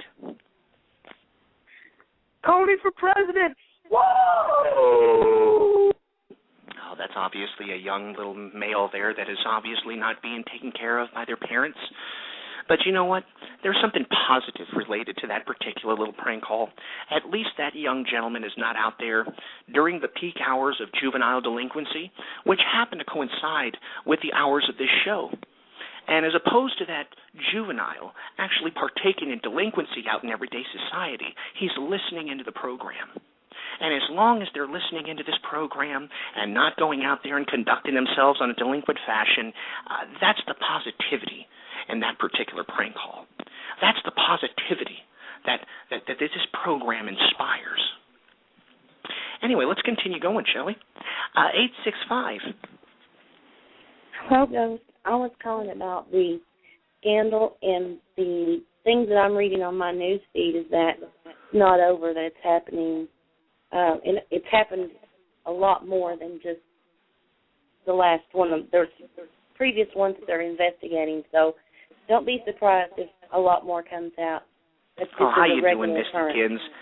Is this Misty Kins, Ghosties Girls? Yes, it is. How are you doing? I mean, it's good to hear from you, and I really appreciate the news that you give out on your Twitter feed. And, it doesn't surprise me that this level of corruption has continuity. It's not isolated to El Salvador or Colombia.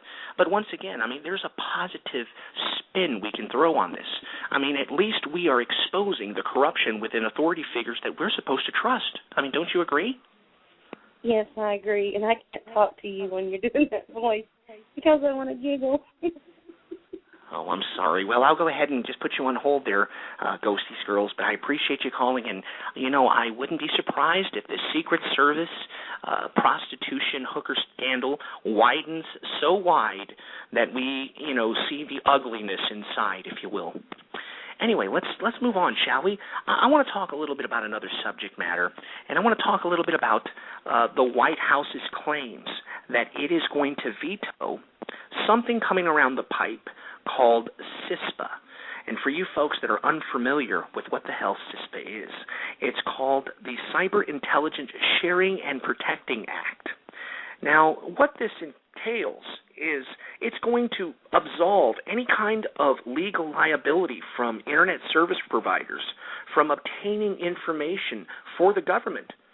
And in this bill, or basically, not only it absolves these particular Internet service providers, not just Internet service providers as it relates to Internet connectivity, but also as it relates to Facebooks and other social networks in which they collect a lot of demographic and psychographic information upon people.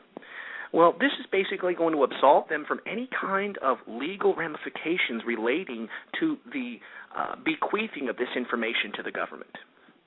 Basically, the government can have these corporations supplying them information at their discretion, and they are completely absolved of any kind of litigation relating to this leaked information to the government. That's the basis of CISPA. And I'd like to talk to you about that. What exactly do you all think about CISPA? Do you think it's a good thing? Do you think it's a bad thing? Let's talk about it. I'm Mr. Optimism. 732, what do you think? Can I go back to the election? I'm going to be voting for Obama. Okay, why are you going to be voting for Obama? He got us out of Iraq, and I think we can really leave with our heads held high. I mean, how exactly is that? We did incur a tremendous debt. Moreover, we've left the country of Iraq in complete disarray. And moreover, I don't think that we're any safer by leaving Iraq in general. Well, I think it would be a bad idea to go back. Well, that's a great response. I mean, it's obviously one of these juvenile delinquents that obviously there's no parental guidance in that particular household at this given time, and is obviously a prank call because there was no substance backing up that particular subject matter. But come back to me when you finally read up and educate yourself and actually have some substance to put on the debating table here, okay, Guy? How about 423? Yeah, I don't like the CISPA idea. I think it's really horrible the way they're coming out with these new bills constantly and constantly and constantly. It's ridiculous. I mean, how much more are they going to make? Well, I mean, unfortunately, because of Lamar Smith and his gracious endeavor of attempting to facilitate the passing of SOPA, he's unearthed a genie and let a genie out of the bottle that's just not going to stop until there's actual legislation on the Internet. Oh, God. What happened to that whole ACTA situation? Wasn't that, like, not too long ago, like a couple of months ago? What Yeah, absolutely. As a matter of fact, they were about to ratify it in Europe until Europe rose up and finally had enough opposition to reject it. I believe the EU rejected it here recently. Oh, really? They actually rejected it up in Europe? I believe so, yes. Huh. That's interesting. But I think it's just crazy that they keep coming up with these new bills constantly and constantly. I mean, first we had to deal with, what was it, SOPA, then PIPA, then ACTA, and now CISPA? It's ridiculous. Yeah, and you know, the CISPA thing is really, really concerning because it absolves any kind of responsibility, legal responsibility, relating to leaking information. And let me tell you, these corporations aren't just giving the information to the government. These corporations will be selling the information to the government. I mean, keep that in mind. This is not some collusion of, some sort of patriotic venture. The government, upon request of certain information relating to an Internet service provider's users or a website's users, if they request that information is actually going to be bought by the government. And this is why you have all these Internet companies and all these Internet service providers not being vocal against this particular CISPA bill as they were with SOPA, because they stand to gain a tremendous amount of power and stand to gain a tremendous amount of revenue relating to this particular bill here. Now, of course, the White House is claiming that they are going to veto CISPA, but that's what they said about the NDAA, the National Defense Authorization Act. And look what happened there. They didn't veto NDAA. On the contrary, they signed it into law. So I don't think that one could actually believe the White House when they suggest that they are going to veto CISPA. Anyway, I can't talk like that anymore. Look, that's enough, all right, because this CISPA thing is pissing me off. They're not going to veto CISPA. Goddamn Barack Obama's not going to veto it. The Internet is going to be regulated. The Internet service providers are going to be giving freaking information to the freaking government, for Christ's sake, and they're going to be profiting from it. They're going to be profiting from it. Jesus Christ. They're actually profiting from it. So this is why you have Google and, the Facebooks and AT&T and all, anybody who stands to gain from this is keeping quiet, all right? Seriously, they're keeping quiet about this, for Christ's sake. And the reason is because they stand to gain tremendous amounts of power with CISPA. Tremendous amounts of power. I mean, it's bad enough that they collect all this information on us on the Internet. And I'm not just talking about Internet service providers. I'm also talking about goddamn Facebooks and social networks and any other websites that you happen to use and give information to. I mean, these people are planting cookies on your freaking computers. They're tracking everything you do. All right, they're collecting so much demographic and psychographic information. It's sick. But with this CISPA bill, it actually absolves them of any kind of liability as it relates to this data. Now, what does that mean? That means if you had another Sony situation in which last year we saw Sony get hacked, and was it over 1 million people's credit card information was basically in hackers' hands, for Christ's sake. Well, under the CISPA law, if that happened, you wouldn't be able to sue Sony because they compromised your personal information. I'm not joking. This is what this is all about, man. I mean, it is giving the authority of massive power to these internet companies, to these internet service providers, and they're actually playing the Gestapo role if they have this bill passed. It must be struck down. It cannot be passed. Everybody should be very aware what the hell CISPA is and how it relates to what the hell's going to happen to our internet, all right? I mean, can you believe this crap? That internet service providers and internet companies can actually sell your information to the government, man, upon request? Because once again, the government is not going to just, say, hey, you got to give us the information. No, the government is going to pay for the information. That's right. So this is what this is what this comes down to. This is what this CISPA is about. I can't be optimistic. I can't even play optimistic as it relates to this crap. We need to start taking this serious. But once again, the White House is claiming that it's going to veto CISPA, which, of course, for you folks that don't know, it's called the Cyber Intelligence Sharing and Protection Act. What a joke. 646-652-4869.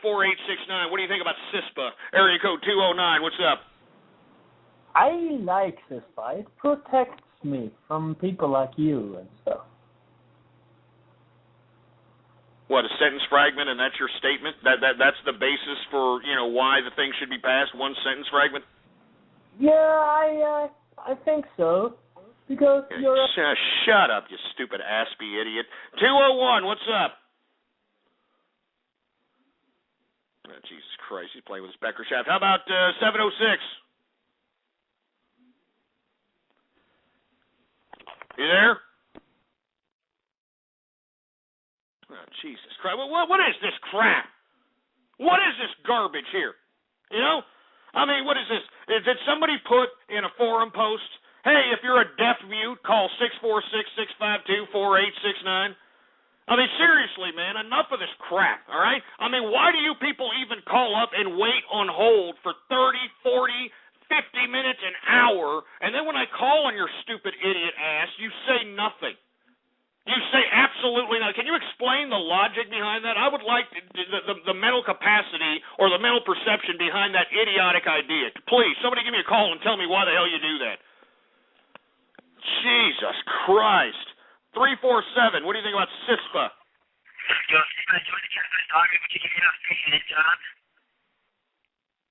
We can't even understand you. Your phone sucks, man. What the hell did you say? Oh, Jesus Christ. Does everybody hear this? Jesus. Let me go to Skype over here. Hopefully you Skype people have something better to bring to the table than these stupid losers that are just calling and just jerking off. How about Big Turd 96? That sounds like an interesting name. What's up, Big Turd?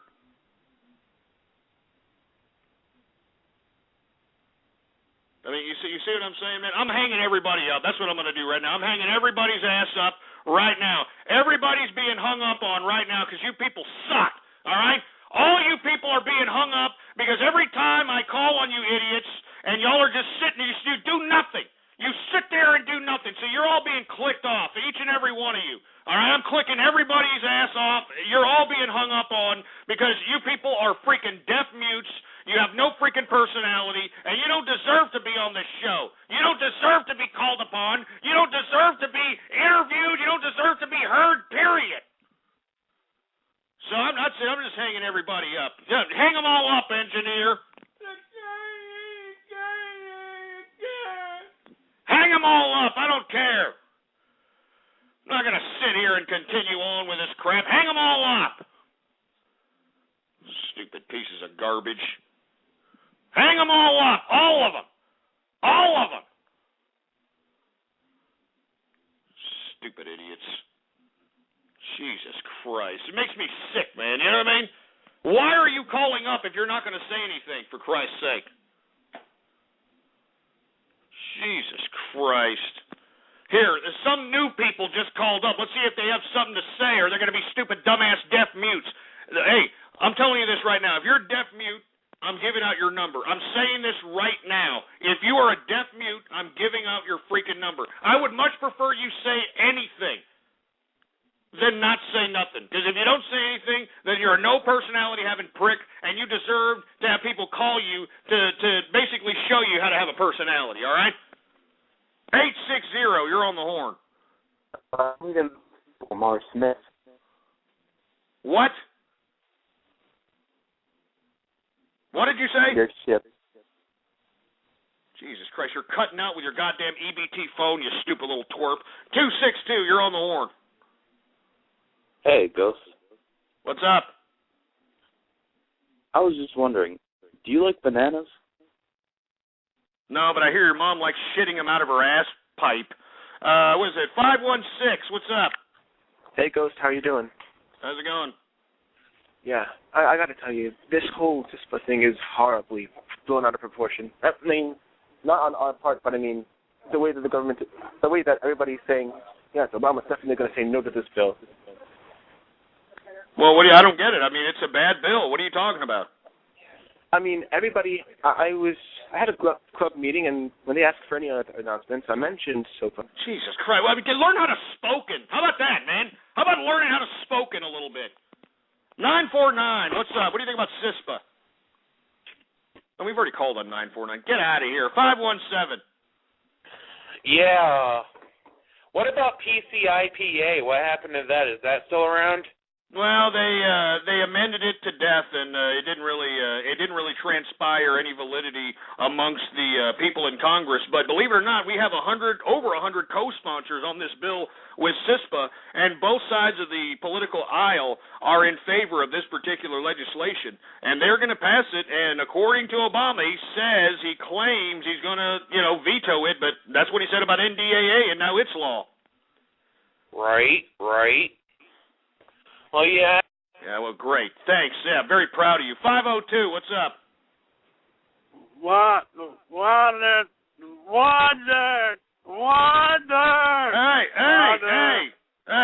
Hey, calm down. Jesus Christ, I don't have a baby Ruth on me anywhere, for Christ's sake. Anybody got a baby Ruth on him, for Christ's sake? Water. Shout out to the Capitalist Army. I love you guys. Oh, hey, what's up, man? Oh, okay, good. It was I thought you were sloth there for a second, for Christ's sake. I was going to pull out a baby Ruth and try to pull one over on you, but I guess not. All right, let's take a couple more calls on CISPA, and then we're moving on. 405, what's up? Hey, Gus, what's up? How you doing?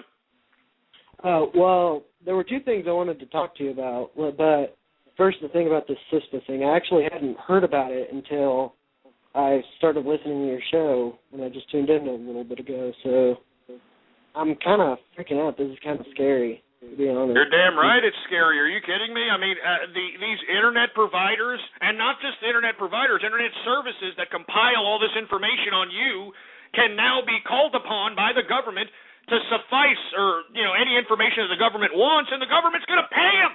The government's going to pay them, for Christ's sake, and this bill is going to absolve these Internet service providers and these Internet companies from any kind of litigation resulting from this, information obtaining, or this data mining is really what they call it, data mining. So you're damn right it's scary, for Christ's sake. It should be scary. Jesus Christ. It's sick is what it is. It's unbelievably pathetic. Anyway, 313, you're on the horn. What do you think about CISPA? Hey, 313-720, you there? I'm going to say your number if you don't say a goddamn thing. Hello? Hello? How old are you? I'm 13. Oh, Jesus, not just 13. You're 8 years old, kid. You're 8 years old. No. I'm you just sound 5, altering. Really. No, I'm actually just altering my voice to be funny. Well, where are the parents is what I got to say. Where are the parents is what I got to say to that. 269, what do you think about CISPA?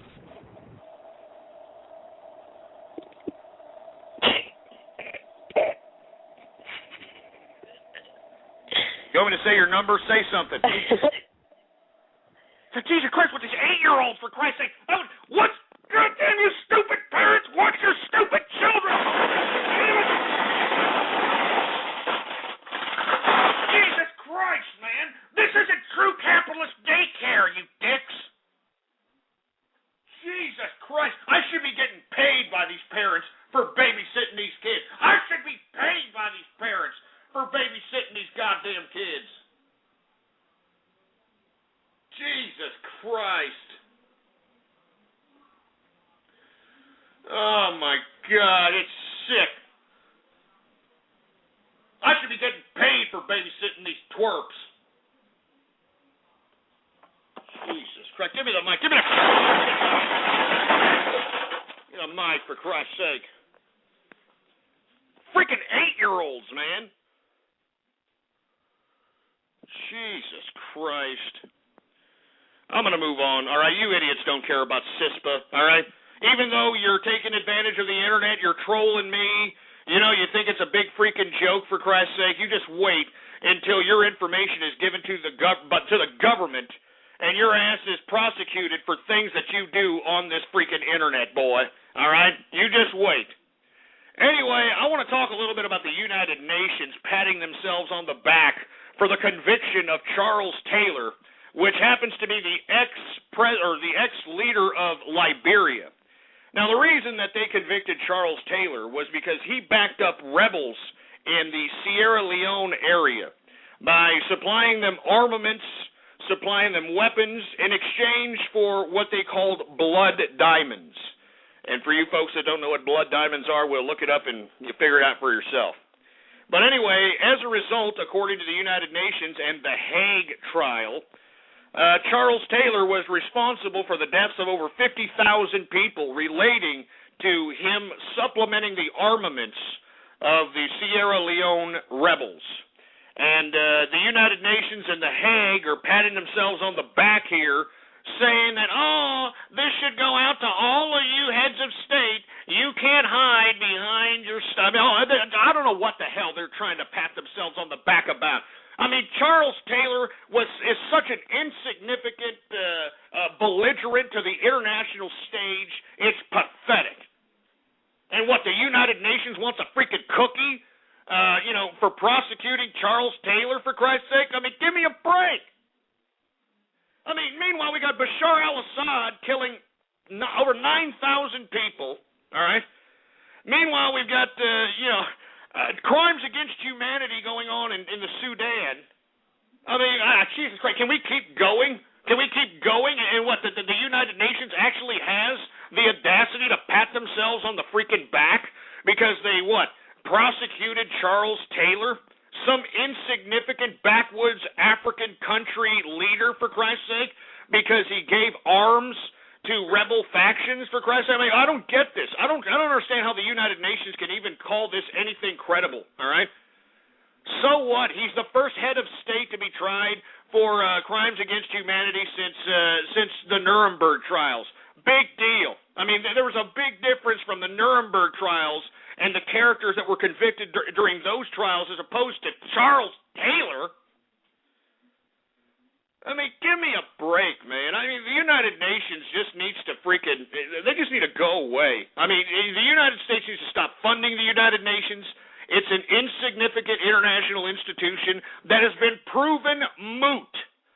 All right? It's been proven moot. I mean, I don't understand why we acknowledge this international institution. It has done nothing to perpetuate peace, and that's the basis of this international bureaucracy. The basis of it is written by a German philosopher by the name of Immanuel Kant, K-A-N-T, Immanuel Kant.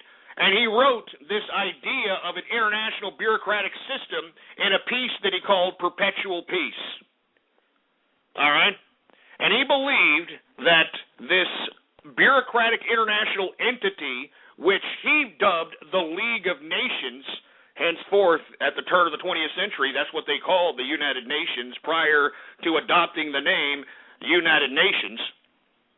Kant wrote that these League of Nations, this bureaucratic international institution, will perpetuate peace by all countries acting in a multilateral fashion against a rogue nation belligerent. All right? As you can see by the United Nations' actions upon the world, that has not been the case. If saying the United Nations has aided and abetted crimes against humanity. All right? I think that everybody should look and you do a YouTube search of the betrayal of Srebrenica.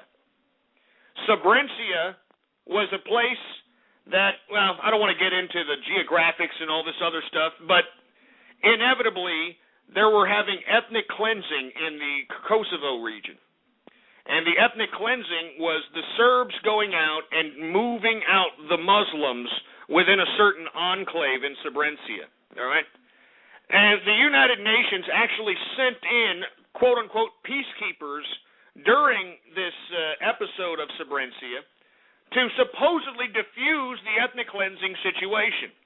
But if you take a look at the footage that is documented, and it's on YouTube, it shows the United Nations aiding and abetting the ethnic cleansing. That Mladic, which they're conveniently also trying at The Hague, mind you, that Mladic personally ordered his army to partake in the complete and utter systematic annihilation of these Muslims within this enclave. All right? And in the footage that shows the betrayal at Srebrenica, you see the United Nations peacekeepers sitting there watching this shit. All right? And then at the end of it all, at the end of the ethnic cleansing in Srebrenica, these goddamn United Nations soldiers had the audacity to, party and drink as if they just won some kind of a freaking battle of sorts. I mean, that's how insignificant the United Nations is. All right? I mean, have you heard about those United Nations peacekeepers that are going into Africa, exploiting sexual favors from the locals in exchange for food? Huh? Yeah, exploiting poverty, sexually exploiting poverty through food, all right? And that's documented by the United Nations. All right, I'm just telling you, man. I mean, this is a disgusting, despicable international institution that is we don't need to acknowledge it anymore. It hasn't perpetuated peace. If anything, it has perpetuated war and devastation and crimes against humanity. And for them to pat themselves on the back because they prosecuted Charles Taylor is a joke. All right, it's an utter joke. Jesus Christ. Anyway, let me move on for Christ's sake. I mean, I'm going off on a tirade here, but the United Nations is a piece of crap, all right? That's all I got to say. Stop patting yourself on the back for convicting a freaking insignificant African leader, you idiots. How about going after Bashar al-Assad instead of sending monitors over there? What do they call them? Monitors, advisors, whatever you're sending over there, for Christ's sake. I mean, did you United Nations idiots not see that YouTube video that I posted of the Bashar al-Assad army burying some kid alive because he leaked footage to the media? Huh? But no, Charles Taylor, right? Oh, Charles Taylor. Shut up, United Nations. You're a piece of crap. It's just nothing more than an international bureaucratic institution of bureaucrats that do nothing but push papers. Jesus Christ. Let me move on to something else. Hey, let's talk a little bit about China. How about that? That's right. Let's talk a little bit about China because they're willing now. They're vowing to act militarily against the Philippines, of all people. Can you believe this? Yeah, they're threatening the Philippines over a disputed region within the China Sea. Now, for you folks that are unaware, China believes that the whole goddamn China Sea belongs to them. Even those that are bordering the sea itself, they think that it doesn't matter if a country's border hits along the China Sea, China owns the China Sea. And that's what they believe. And, the Philippines is just trying to conduct fishery. You know what I mean? They're just going out there trying to conduct business, for Christ's sake. And you've got the Chinese, threatening these people, saying that, hey, you need to get off of our goddamn China Sea. And it's ridiculous. I mean, China does not own the China Sea, for Christ's sake, all right? I mean, I got to be on the side of the Philippines here, even though they're a primitive damn country. I got to be on the side of the Philippines here. Hey, China, I mean, why are you flexing nuts to a third world nation? I mean, the Philippines is barely emerging itself out of the third world status, but they're still third world. I mean, because let me explain to you a policy of the Philippines, all right? In the Philippines, if you happen to own property, and that property happens to be vacant, well, let's say it just happens to be vacant for a couple of months.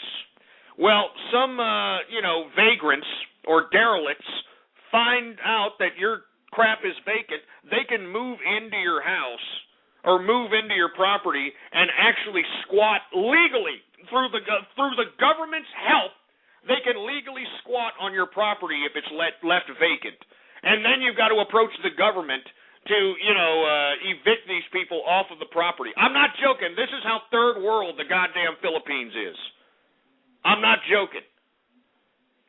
But no, you got China over here who's supposed to be leading the new industrial revolution, who's supposed to be the superpower of the world, flexing nuts with the Philippines. Yeah, that's great, China. Yeah, you're real tough. Yeah. You know what I mean? You're real tough, for Christ's sake. Give me a freaking break. Anyway, folks, because we talked about China here, we are obligated to give a rebuttal. That's right. We're obligated to give a rebuttal by a representative of the Communist government of China. And the reason we do this, folks, is because, believe it or not, we are actually broadcasted within the borders of the Communist government of China. All right, we are actually broadcasted, and the only way that we can stay broadcasted is if we allow any criticism that is conducted on this broadcast against China. We have to allow a representative to supply a rebuttal. So without any further ado, folks, Jesus Christ, I hate this guy. Do we got him on, engineer? Do you have him on the horn there?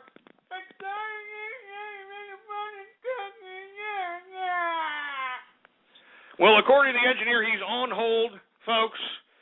Without any further ado, Jesus Christ. Mr. Fortune Cookie, are you there, sir?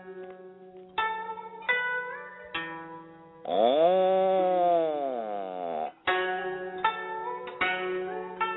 You see, you motherfucker out there talking garbage about communist government in China. But you motherfucker don't know that the China Sea belongs to communist government in China. It don't belong to no fucking Filipino, motherfucker. You Filipino, you need to get out of the China Sea. You Filipino have to get out of China Sea because it's China. It belongs to communist government. It belongs to us, motherfucker. And the international community got to stay out of the China Sea situation. You need to stay out and mind your business, motherfucker. China Sea belongs to communist government in China, and that's all there is to it, motherfucker. So you Filipino out there talking garbage about communist government of China, you Filipino out there going fishing in the China Sea, you better get out of the China Sea, motherfucker. You better get out of the China Sea or we stick a chopstick up your asshole. Motherfucker. I'm not joking with you stupid Filipino. I'm talking to all of you Filipino out there. You better get out of China Sea. The China Sea belongs to the communist government of China. And don't you ever forget it, motherfucker. And all you people that want to know why we do what we do, you want to know why the communist government of China do what we do? We do it for Chairman Mao. We do it for Chairman Mao.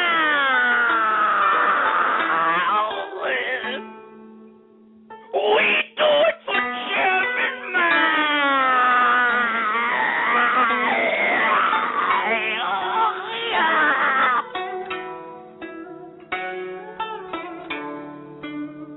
Oh no.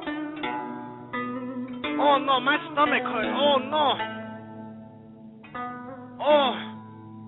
Oh no. Oh no. Oh, bad egg roll. Oh no.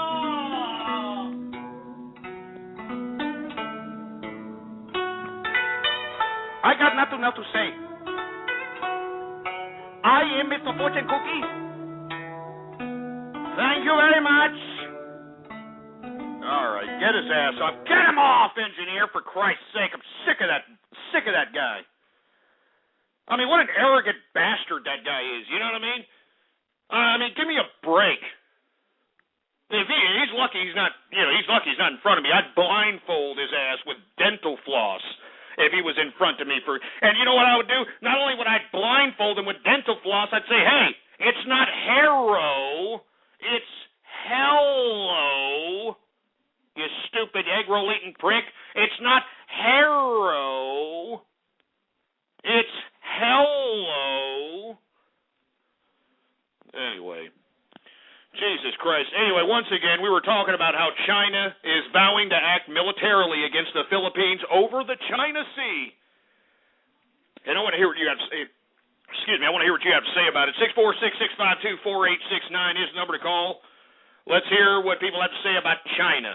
973, what's up? Oh, Jesus Christ, what the hell? I can't even... Okay, how about 941?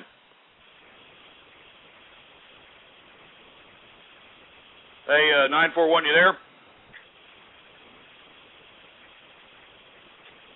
Okay. How about area code 715?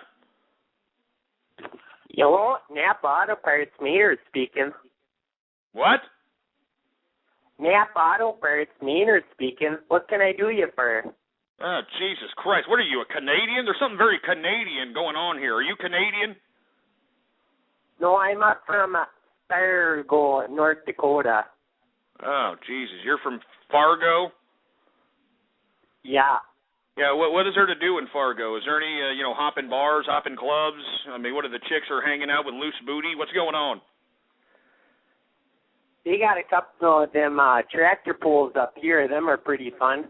We got mudding. You ever go on mudding?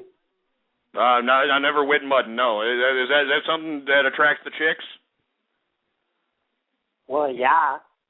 Yeah, the chicks, they go mudding and all of a sudden they get a little moist or what?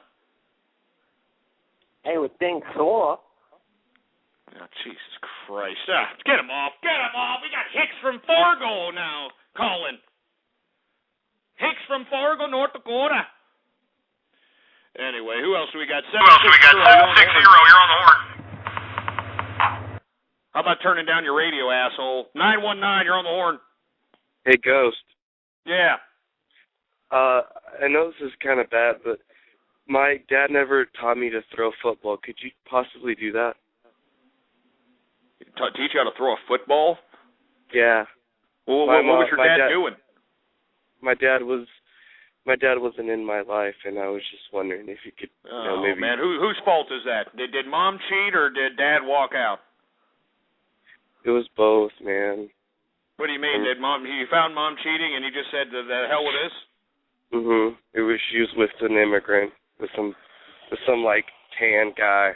I'm thinking. Wait a minute. Your mom messed around on your father with an immigrant? Is that what you just said? Yeah. Why? I don't know, bro. I don't know, but could you possibly be like my father figure? Oh my God! I mean, engineer, it would be a perfect time to be throwing on that George Michael song right now. I will be your father figure, sticking up an egg inside. I will be the one who loves you till the end of time. And no, I won't be your father figure. All right? Give me a freaking break, man. I mean, your mother did an ignorant immigrant? Excuse me, your mother did an immigrant? Oh, Jesus Christ. No, it's okay, bro. You know what? Let me extend my hand to everybody out there that needs a father figure, all right? Take my hand.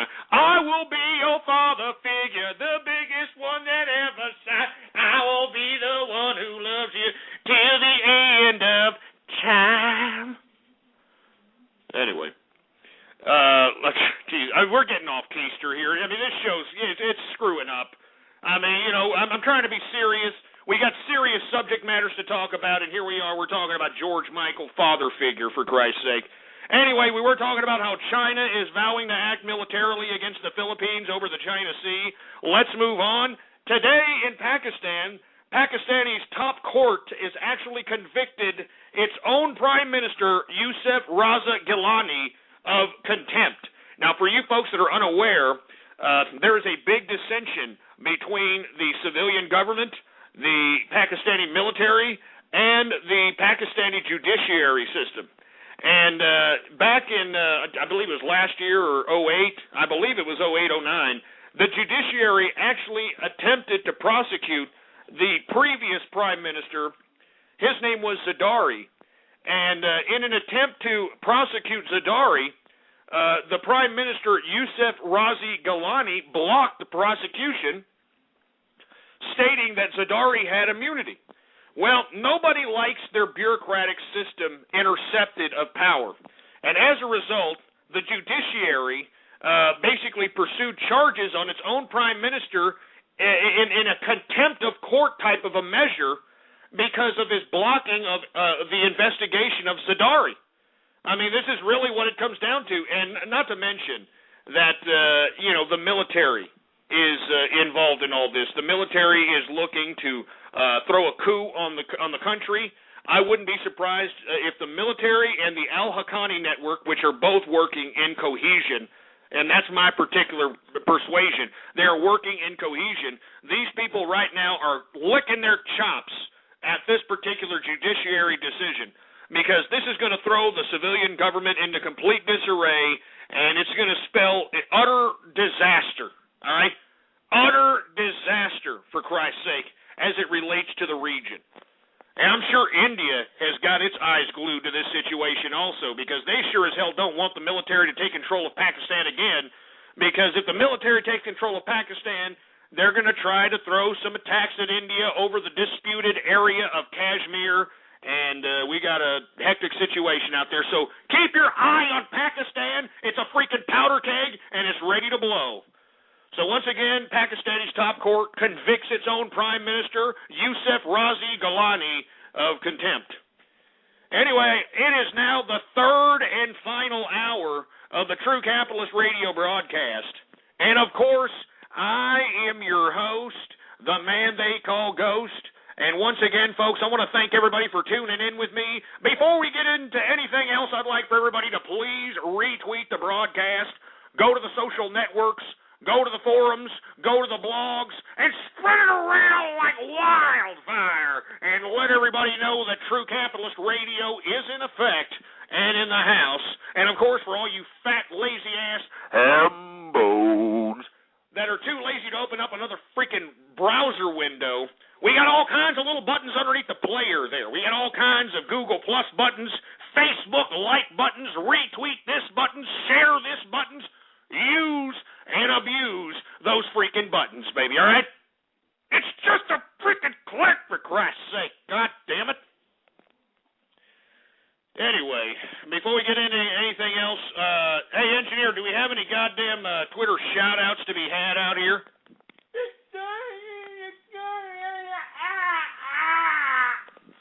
Well, according to the engineer, we do have a couple of Twitter shout-outs to be had.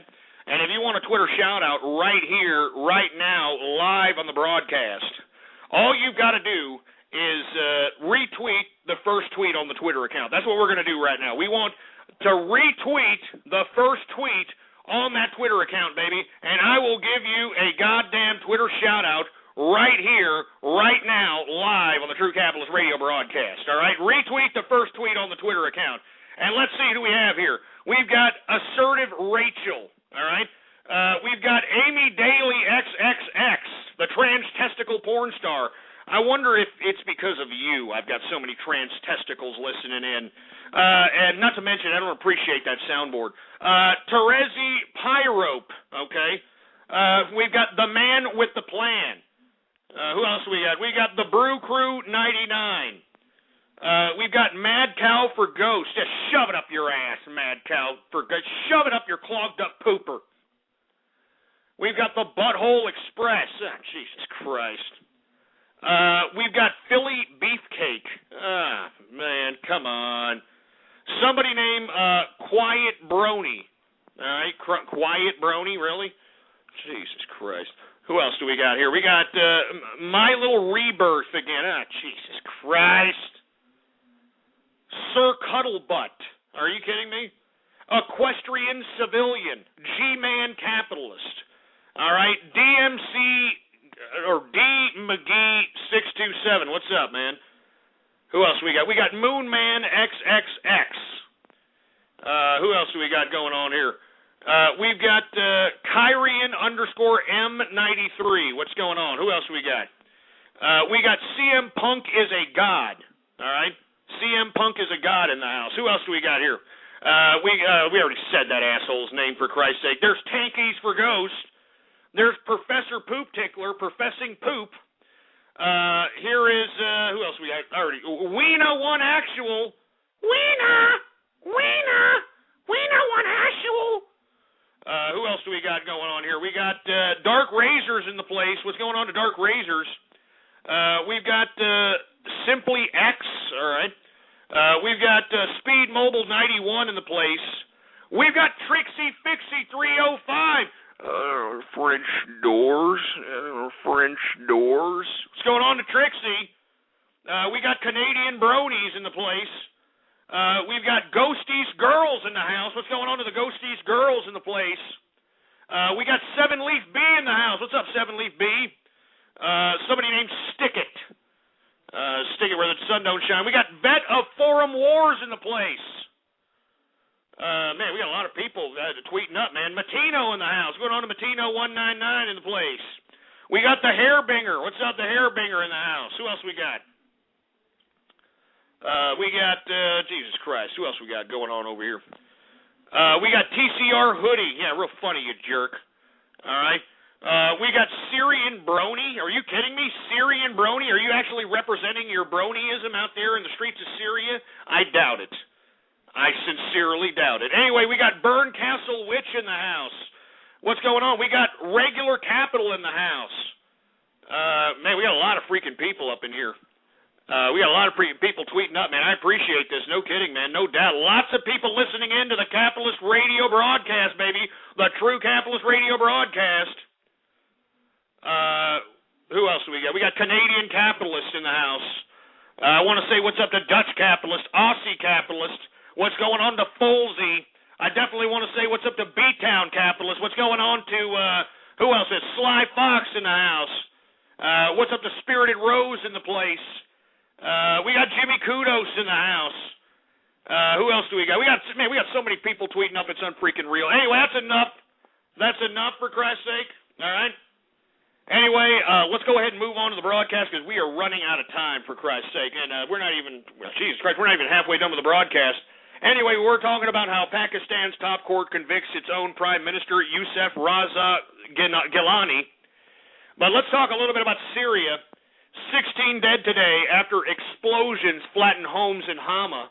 And believe it or not, Bashar al-Assad's army is actually blaming rebels for these explosions, even though it killed innocent people. They're blaming the rebels for these explosions in Hama. And it's a really sick, disgusting situation that's happening out there in Syria. But, of course, the United Nations is patting itself on the back for freaking prosecuting Charles Taylor, the ex-Liberian president, some insignificant small Africa pissing ground, for Christ's sake. But no.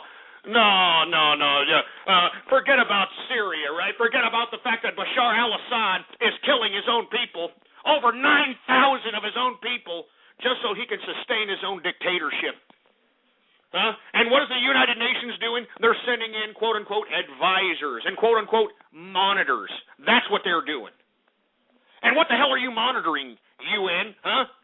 I mean, were you the ones that exposed that footage of that kid being buried alive by Bashar al-Assad's army, you sick sons of bitches? Give me a break, man. And I'm going to repeat saying this. Death to Bashar al-Assad. All right? There can be nothing but death to Bashar al-Assad after this sick, disgusting display of crimes against humanity. I can't believe this crap. I can't believe the UN can sit here and try to pat itself on the back as it being some international bureaucratic institution that's actually perpetuating any kind of peace. I can't believe that they can do that. But that's the way these heartless bureaucrats are. They're heartless bastards.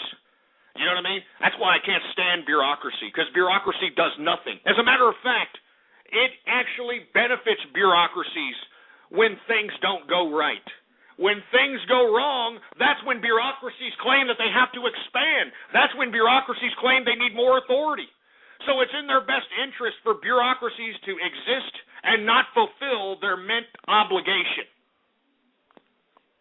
Jesus Christ, 16 dead in Syria, once again, after explosions flattened homes in Hama. And I think that everybody should YouTube that particular explosion. I mean, the B-roll footage coming out of Syria relating to this explosion is just devastating. Unfreaking real, man. Once again, death of Bashar al-Assad. And, hey, United Nations, you should be ashamed of yourselves. All of you. All of you. Anyway, let's move on, for Christ's sake. In another part of the world, 37 dead in Nigeria because the Boko Haram strikes again with its disgusting, despicable, pathetic butchery. You know, I mean, what I don't understand is, I mean, this is how sick, all right? This is how sick this goddamn Boko Haram Islamic fundamentalist group is, all right? Nigeria is 80% Muslim. All right, it's 80% Muslim, for Christ's sake, all right? So whenever the Boko Haram conducts these violent operations of suicide bombings and car bombings and that sort of thing, and they kill 67, 37, 100 people, I mean, they killed almost 2,000 people since this past Christmas. I mean, they've killed almost 2,000 people, plus. And who are they killing? They're killing their own Muslim brothers, man. I mean, what sense does this make? Can somebody explain that to me? I mean, can somebody tell the Boko Haram that they're a goddamn complete contradiction to their own Islam? I mean, Jesus Christ. Anyway, once again, the Boko Haram are at it again. They killed 37 people in a suicide car bomb that actually hit up Nigeria's newspaper in the capital of Abuja. So, I mean, they're not, hitting up little isolated targets here. They're going right after the capital, Abuja, and they're going right after the media, for Christ's sake. I mean, this is sick. I mean, this is just horrible, for Christ's sake, man. And, I can't believe that these people that belong to the so-called Boko Haram can actually claim to be anything related to Islam, given the fact that all of their operations have killed Muslims, I mean, has anybody told the Boko Haram this? You're killing your own people, you stupid moron. I mean, doesn't that defeat the whole premise on why you're doing what you're doing? I just don't get it. I mean, doesn't that defeat the whole purpose of conducting jihad? Because that's what the Boko Haram thinks they're doing. They think that they're conducting jihad by implementing these types of disgusting acts of violence. But when they kill people in Nigeria, which is 80% Muslim, they're killing their own Muslims. So it defeats the whole theocratic premise that these idiots are basing their freaking operations upon. Jesus Christ, you idiots from the Boko Haram, at least stay consistent. Don't be hypocrites, you stupid morons. Good God. Anyway, let me move on to another subject matter. We're running out of time here. It's already 6:12 in Austin, Texas here, and we got to get ready for Radio Graffiti. So I'm gonna move through these last subject matters rather quick. All right. Anyway, North Korea vows to reduce South Korea to ashes, and it quote is going to use new and sophisticated weapons against the United States. All right. That was their latest threat there yesterday and the day before yesterday. All right. But today, I don't know if you all saw that article that I tweeted on Ghost Politics.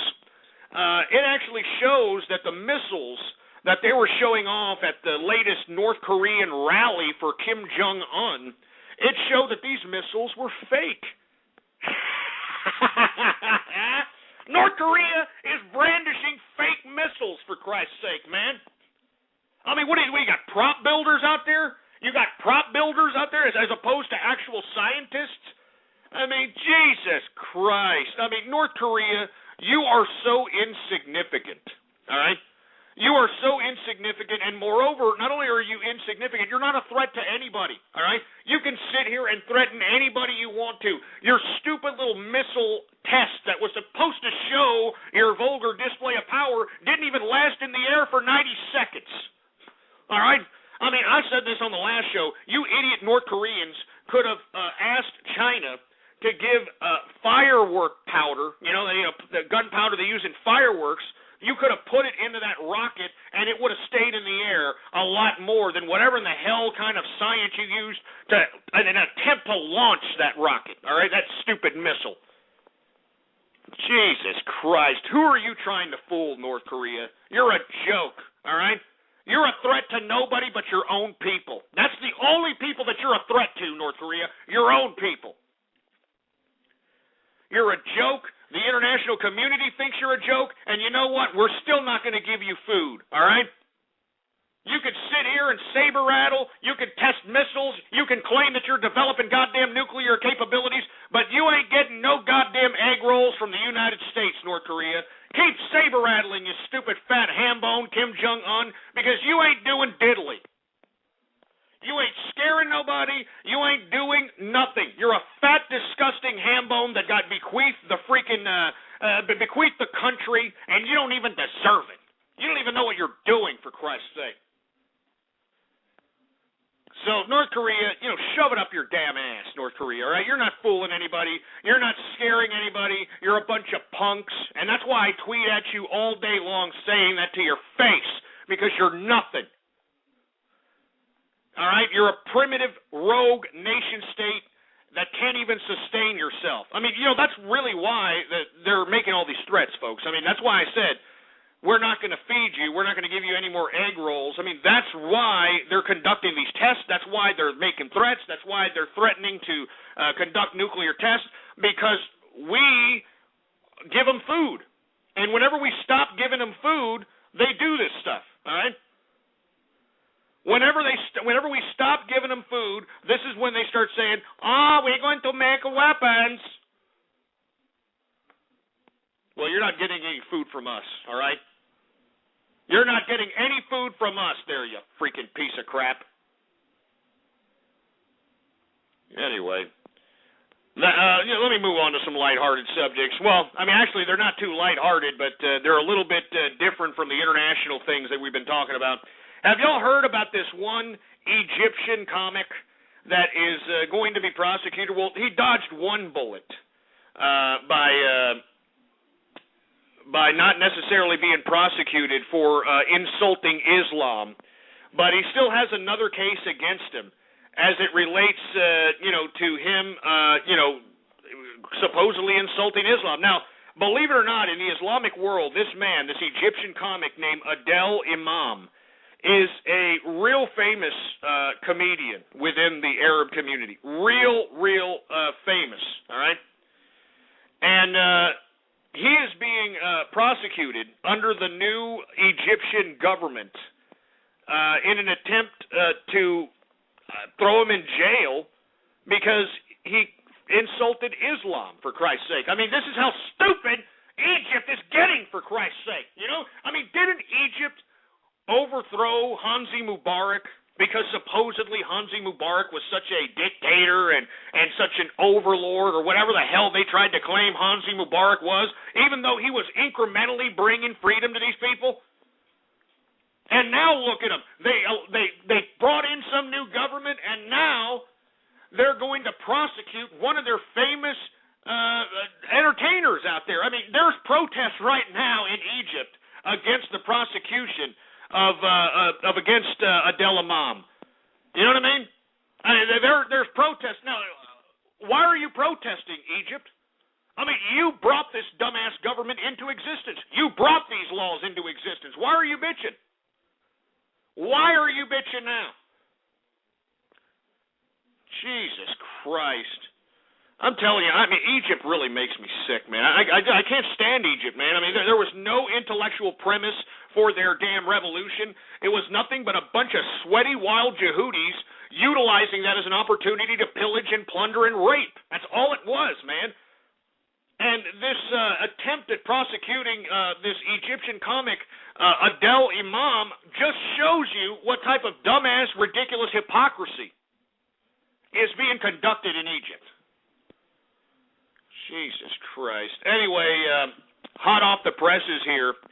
CISPA has been approved by the House by a vote of 248 to 168. So the internet freedom is becoming more and more closer to extinction. All right? So, while you guys were out here, playing deaf mutes while I was calling upon you to, take some calls for Christ's sake, the House was voting against internet freedom, you stupid, complacent dicks!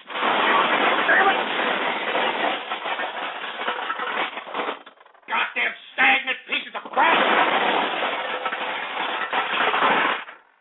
Damn it, man! God damn it with these bureaucrats! God damn it with these bureaucrats and their vulgar display of power! Jesus Christ. Oh, my God. But this is it, right? This is it, isn't it? Huh? This is America. This is the internet. We're just going to have to accept it. Jesus Christ. Give me Jesus Christ. Oh, my God. I don't even want to freaking do the show, for Christ's sake. You know what I mean? I don't even want to do this show. CISPA just passed, for Christ's sake, in the House. 248 to 168 vote, for Christ's sake, man. Oh, my God. Jesus Christ. Anyway, let me move on to the last two subject matters, and then we'll get to radio graffiti. Did y'all hear that Social Security is going to run out of money in 2033, 2 years before they actually projected that it was actually going to run out of cash? And why is this? Because of the baby boomers. Oh, the baby boomers. The people that put us in this predicament that we are in today. They're retiring in rapid numbers, and they're collecting this Social Security. Even though they have, 85, 90% of America's wealth, the baby boomers insist that, I deserve Social Security. I paid into it. Yeah. No, you don't, you idiot. You obligated those Social Security funds with your stupid little 60s, 70s hippie, great society entitlement endeavors. I mean, that's what you stupid idiot baby boomers don't understand. But you know what? You're trying to bamboozle your children into believing that, keep paying Social Security. Even though we took away all of your economic opportunities, even though there's not any good paying jobs out here, even though the economic opportunity has all been shipped off to the international community, we still want you to pay for Social Security. And, you're never going to see it. But you're paying for it because you're paying it for us. Because we're your parents. And, we gave you video games, right? We gave you video games, and we gave you, TV. We gave you all that. So now you got to pay Social Security, even though you're never going to get it. I mean, that's the basis of it, for Christ's sake. And I can't believe more people aren't pissed, especially young people. You know what I mean? I mean, especially freaking young people. I mean, you young people, if you happen to find a job, whether you go right into the workforce after high school or go to college, which I don't know why you would, but you go to college and get a job, there's not that much economic opportunity. The rate of pay as compared to the way it was, and of course you got to factor in, inflation and whatnot, but the rate of pay has gone completely down. I mean, you would think that it would go up with time, but it's gone down. And they still want you to pay for Social Security? Young people, even though you're never going to see it, I'm telling you, don't listen to these old people. You are never going to see Social Security. The only reason you're paying for it is so that you can suffice the old people, the people that put us in this predicament, you can suffice their Social Security. But you will never, ever see it. Ever. Ever.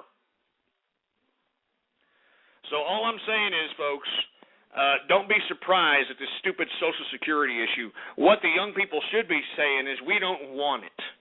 They should be saying, why don't you stop taxing us, you stupid, ungrateful, prostate-infected windbags? How about stop persecuting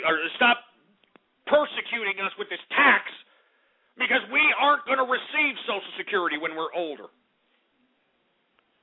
That's what they should say. But I'm telling you, if the young people started saying that, the old people would be scared shitless. I mean, you already saw that one propaganda film when they wanted to make certain cuts to Social Security. That one stupid little propaganda clip that was on YouTube throwing that old lady off a cliff. It's ridiculous, man. It's stupid. Jesus Christ. Anyway, last but not least, let's talk a little bit about the TSA. That's right. Let's talk a little bit about the TSA. Did y'all hear? Out of Kansas, a 4-year-old was frisked and screamed at by a TSA agent because she hugged her granny. That's the TSA for you, on the case. I'm telling you, and you know what they alluded to in this, frisking of a 4-year-old girl? That the granny could have possibly, passed off a gun to the 4-year-old.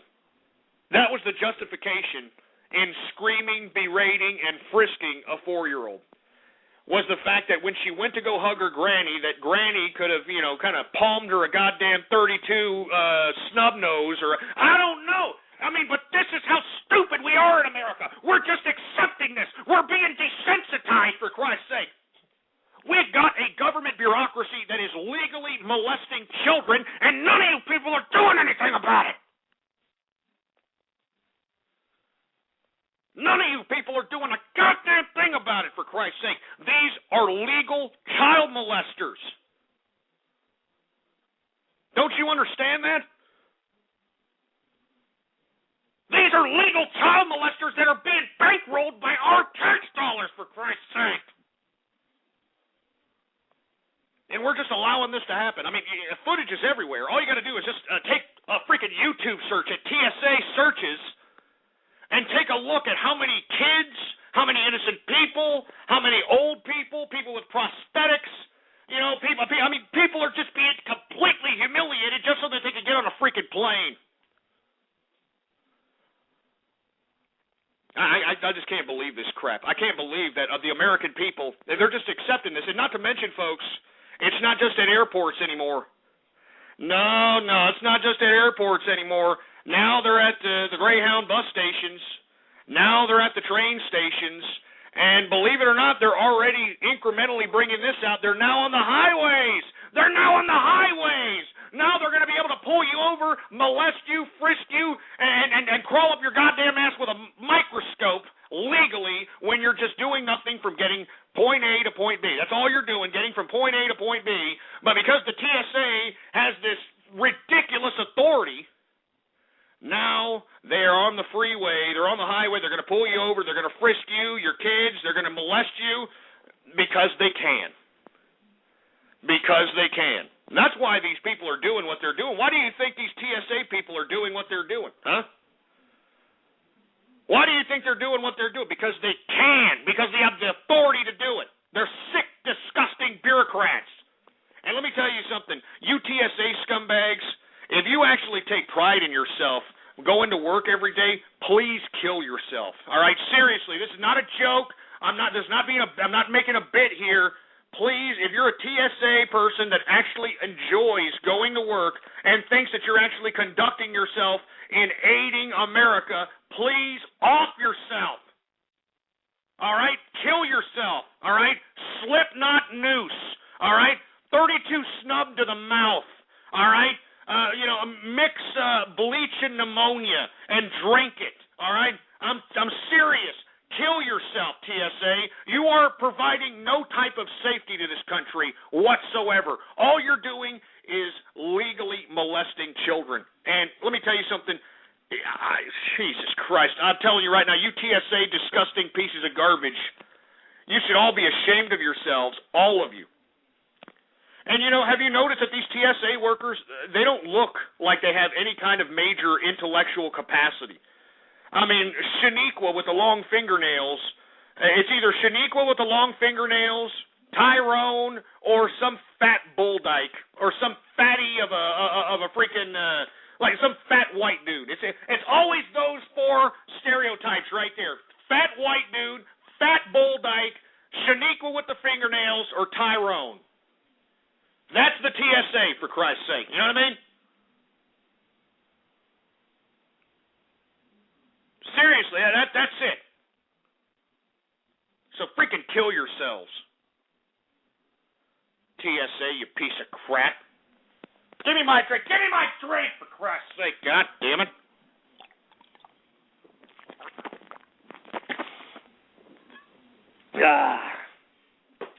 Good stuff, man. Give me more beer. I got it right here. More beer. Let me go ahead and open up this one here. And for you folks that don't know, drinking some beer here because it was a great day on the markets. God damn it, you stupid bottle cap piece of crap. Anyway, that's about enough. Once again, screw the TSA. They're a bunch of pricks. I take a dirty yellow bubbly piss right on the TSA, which they'll probably enjoy, and all they can do is look back at me with a yellow smile about it. You child molesting freaks. Anyway, that's it. All right, we've had about enough. It's about time now for everybody's favorite part of the broadcast, and I'm talking about Radio Graffiti. That's right, folks. It's Radio Graffiti, that part of the broadcast where the spectators become a part of the spectacle. All you have to do is give me a call at 646-652-4869, and when I call on your Skype name or on your area code, you will have exactly 3 to 4 seconds to say whatever is on your mind. Do you understand it? Whatever it is. And let me tell you, when I call on your goddamn Skype name or I call on your area code, you better be ready. Don't be a Helen Keller deaf mute and just sit there like an incompetent jerk. All right? So you better be ready. All right? As a matter of fact, we better cherish the moments that we spend here on these internets together because CISPA has passed the House and our internet freedom days are over. All right? Our internet days and our internet freedom is just about over. You know what I mean? Anyway, let's go ahead and take it from the top here. Tango Whiskey, Radio Graffiti. I don't like contradictions. I haven't watched one episode, all right? I hate that stupid, dumbass cartoon. I mean, you know, especially after Season 2, for Christ's sake. We're supposed to believe this crap.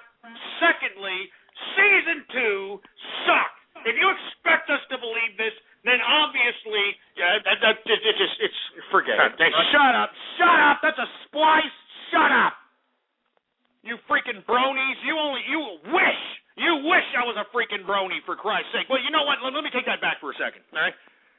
Let me take that back for a second, because did anybody see the latest tweet? This freaking eBay, this eBay, I don't even know what to call it, a plushie? I guess a brony plushie? Some handmade brony plushie or something? Anyway, it's being sold on eBay right now, all right? Let me take a look at this brony sculpture, all right? Right now, you got $3,000. Well, it was $6,000. Obviously, it was a bunch of bogus,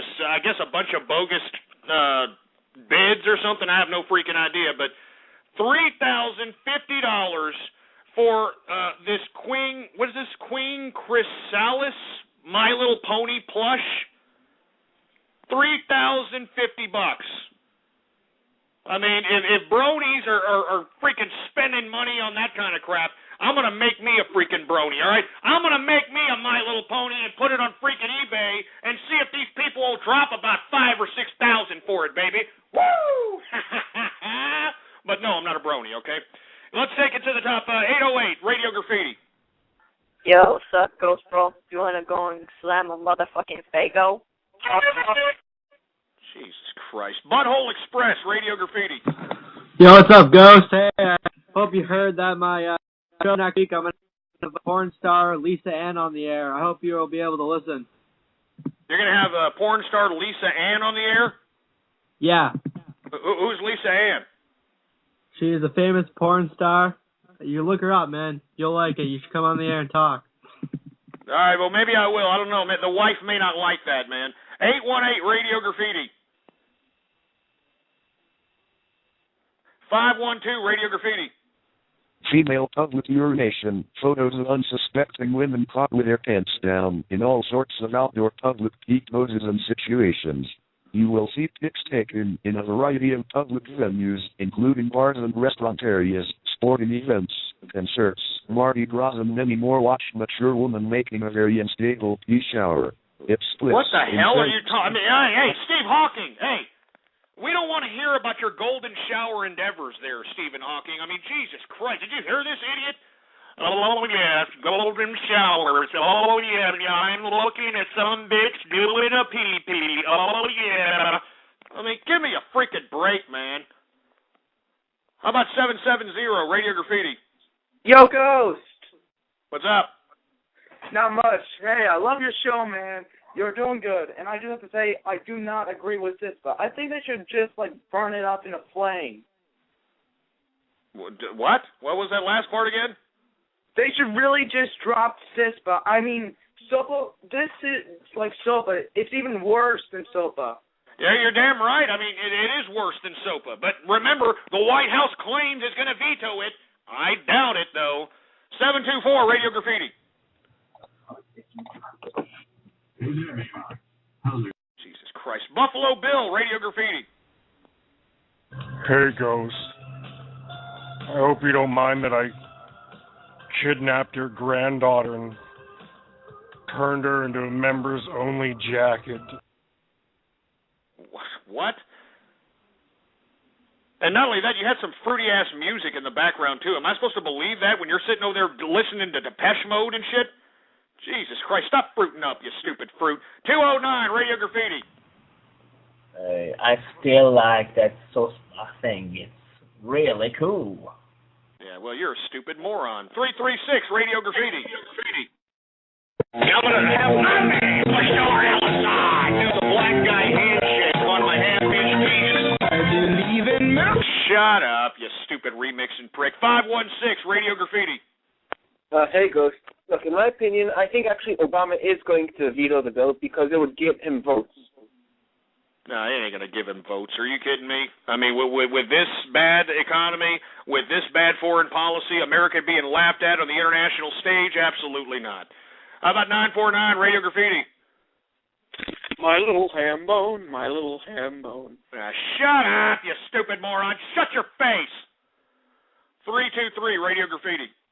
I'm going to send you a flashlight and more beer cans. Free Kyle, Ghostler. Shut up with the Ghostler crap, all right? Enough of that. 805, Radio Graffiti. Hey, Ghost, it's Edna. What's going on? Who? It's Edna. Remember? Edna. What's up? Well, what the hell's your... All right, what's going on? I got a little emphysema here. And, smoking cigarettes doesn't do it for me anymore. So I take a shit, and then I roll it and smoke it. Oh, Jesus Christ, you sick pricks! Sick pricks, man. 936, Radio Graffiti. Hey, Ghost, my friend. Have you ever heard of Welcome to the Machine by Pink Floyd? I mean, I think this should remind me. Oh, man. I mean, hearing all these stories and stuff.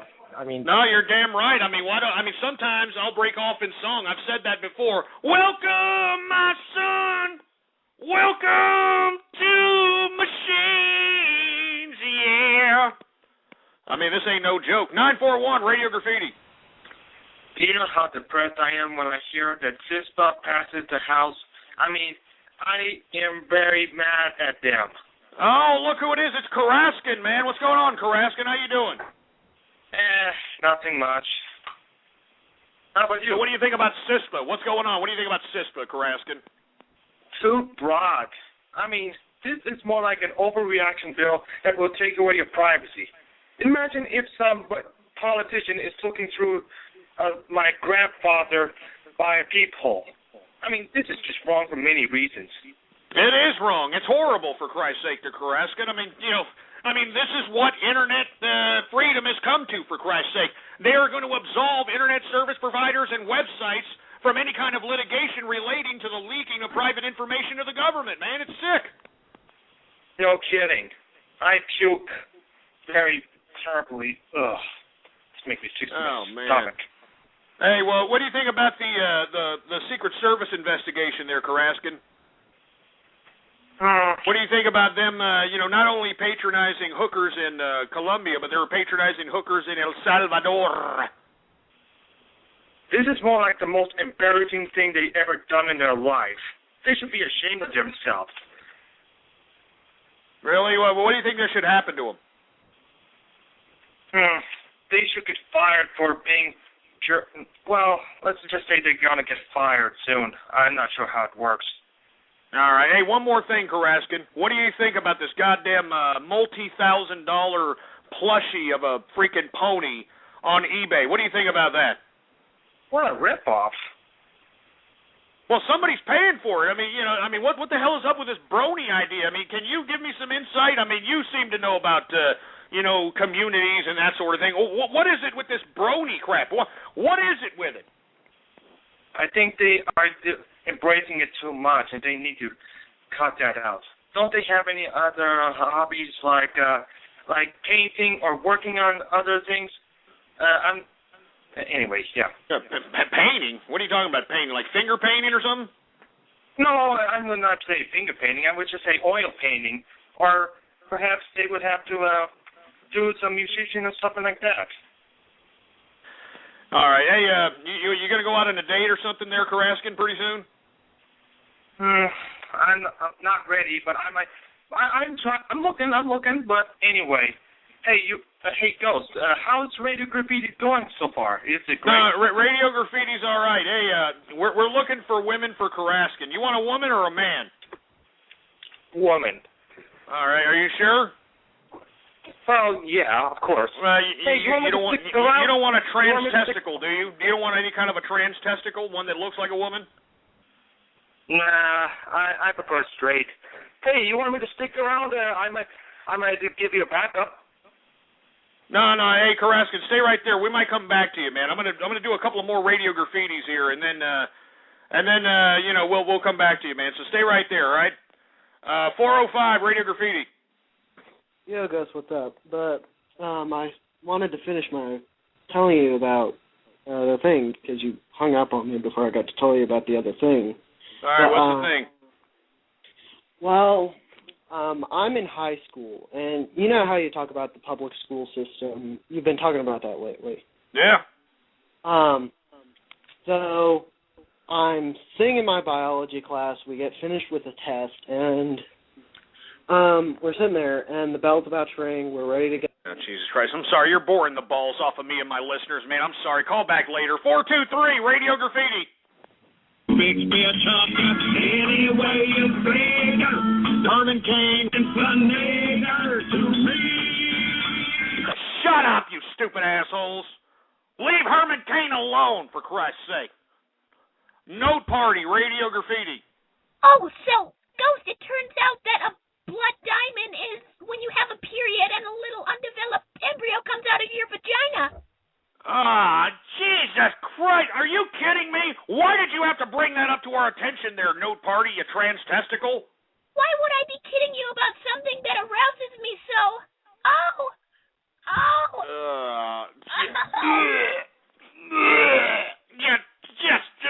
Get him off!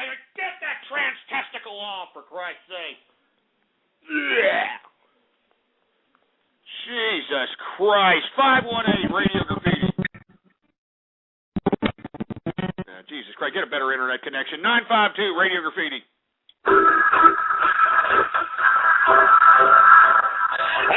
Christ, we can't even understand you, you milky liquor. 443 Radio Graffiti. My name is Ghostler. My name is Ghostler. My name is Ammo. My name is Ghostler. My name is Ghostler. My name. Stupid assholes. First of all, I don't appreciate being remixed with Eminem, and secondly, don't call me Ghostler, you dicks. Jesus Christ. 508 Radio Graffiti. Fuck you, Texas, and fuck you, Lone Star Bears. Oh, Jesus Christ, here we go with this crap. Hold on a second. We got 911 calling. I'm serious. There's something that just says 911. 911 Radio Graffiti. Hey, what's going on, Ghost? Hey, what's going on, man? Hey, is that B-Town? Yeah, what's going on? Hey, what's going on? Jesus Christ, I was going to say 911. Are you kidding me? Well, we got 911 calling up wanting to do some Radio Graffiti and shit, or what? Oh, I can't believe the Lou Ferrigno that was mitten from Krascon just a second ago. My God.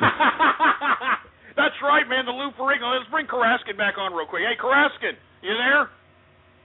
Yep, I'm here. What's up, Hey, man, are you down with you're doing the Lou Ferrigno? Am I correct? Well, that depends. But anyway, B-Town, how's it going, dude? It's going good, Lou Ferrigno. Hey, are you Lou Ferrigno? We're gonna start calling Karaskin. We're starting to call Karaskin the Internet Lou Ferrigno, man. You want to know why, Karaskin? Because you sound like a very big guy. Are you a big guy? Strong, burly. Get the women wet in the pants. Oh my, yes, I might, yes. Oh yeah, because I could imagine there, Karaskin. Because to be honest with you, whenever we talk, in the Capitalist Army chat room, you're talking about how you're eating T-bone steaks and porterhouses, and I mean, not only do you have to be a capitalist to do that, but you got to be a pretty big guy, right? So you're Lou Ferrigno style, right? Yep. All right. Yes. Thanks a lot, Karaskin. I appreciate it, man. Hey, B-Town, man, what's up? You want to give me a shout-out, bro? No shout-outs. I'm about to watch the draft here in about 15 minutes. Some good stuff. Oh, yeah, with the NFL, right? Yep. Yeah, Griffin, number 1, baby. Yep, could be. It's number 2, though. Anyways, yeah, I'll be listening. All right, man, you be cool, man. B-Town Capitalist, a member of the Capitalist Army. Much props, man. 973 Radio Graffiti. Hey, Ghost, I'd just like to, wish you a happy congratulations on becoming Supreme Wizard on behalf of the entire Ku Klux Klan. Thank you. Oh, shut up, you stupid moron. 417 Radio Graffiti. Yo, what's up, Ghost? It's your favorite ninja guitarist. Hi, it's Guitar Ninja. What's going on, man? How you doing? I'm doing good. How are you, man? Nah, just chilling, man. Just chilling. What's going on with you? What's been hanging with you, man? What you been doing? Oh man, I checked out that Twitter link you put, man. The pony thing, the $3,000 for a pony. Holy yeah, shit. $3,000 for a pony plushie. Can you believe that crap? I'm gonna start making one probably after this show. Ghost, you totally should. There's money to be had in the brony plushie market. I'm telling you, I can see it. I see the brony plushie market, for Christ's sake. Are you kidding me? I mean, if these damn bronies are going to be spending this much time, with the goddamn, not just time, but energy and money on this brony stuff, I may start manufacturing some brony crap. I'm not joking. This is not a joke. I'm not a brony for all you people that are like, oh my God, welcome to the herd. No, I'm not a freaking brony, but I understand what a goddamn market when I see one. So you're absolutely right there, Guitar Ninja. Good point. 770 Radio Graffiti. Hello, Ghost? Yeah. Ghost, can you hear me? Yeah, we can hear you. What's up? Hey, Ghost, I called earlier, but something went wrong. And I was saying about, CISPA, it should really be, just get out of the house right now. I do not want to lose our internet freedom.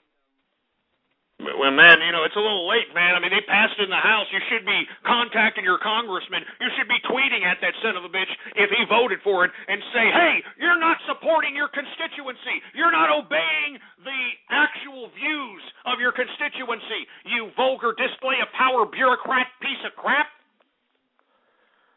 That's right. CISPA has passed the House, and according to the White House, they claim that they're going to veto it, but I don't believe them.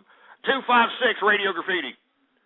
Hey, I just want to say that I've taken better craps than CISPA. Yeah, well, so have I, for Christ's sake. You know what I mean? They probably look like your cousin Leroy. 724 Radio Graffiti.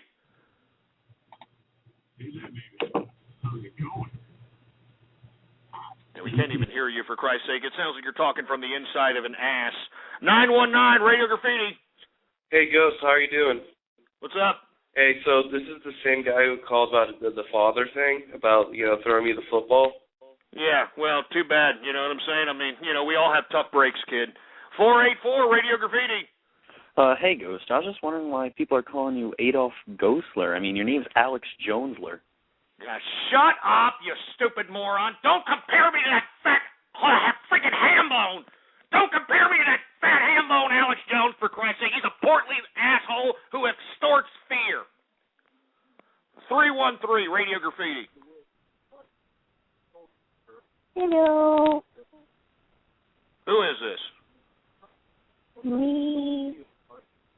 Me who? Me? Jesus Christ, shut up, broad. Get back in the kitchen, make me a sandwich or something. All right, do something productive, please. 419, Radio Graffiti. Oh, Jesus Christ. Here come the deaf mutes now. Let's take a couple of more Skype callers. How about Burning Count Dracula, Radio Graffiti? Eat that watermelon, eat that watermelon, eat that watermelon. Surely is good. Eat that watermelon, eat that watermelon, eat that watermelon. Surely is good. Oh, man, get that racist crap out of here, for Christ's sake. God damn it. How about Giorgio's is right, Radio Graffiti? French doors.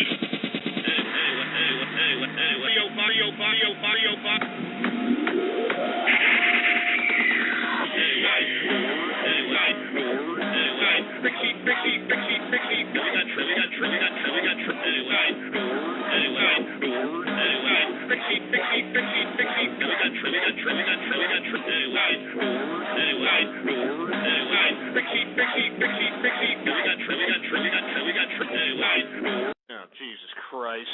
Somebody made a remix about Trixie's French doors. It's a little inside capitalist army thing. You guys, you wouldn't understand. 973, Radio Graffiti. Freaking deaf mute. 540, Radio Graffiti. Shut up, you stupid idiot. 812, Radio Graffiti. Yo, Ghost. What's up, motherfucker? What the hell's your problem? Nah, man. Just chillin', bro. You got a problem? You sound like a cracker-ass cracker trying to be black, for Christ's sake. 405, Radio Graffiti. Gus, let me finish my story, because it really proves your point on... We're in Radio Graffiti right now, for Christ's sake, with your story. Fat Marshall, Radio Graffiti. Oh, yeah, baby. Oh, yeah, look at that. Oh, yeah, baby. Oh, yeah, look at that. Shut up, you stupid assholes. Freaking clopping clip? A freaking clopping clip, for Christ's sake? Damn it! Freaking brownie!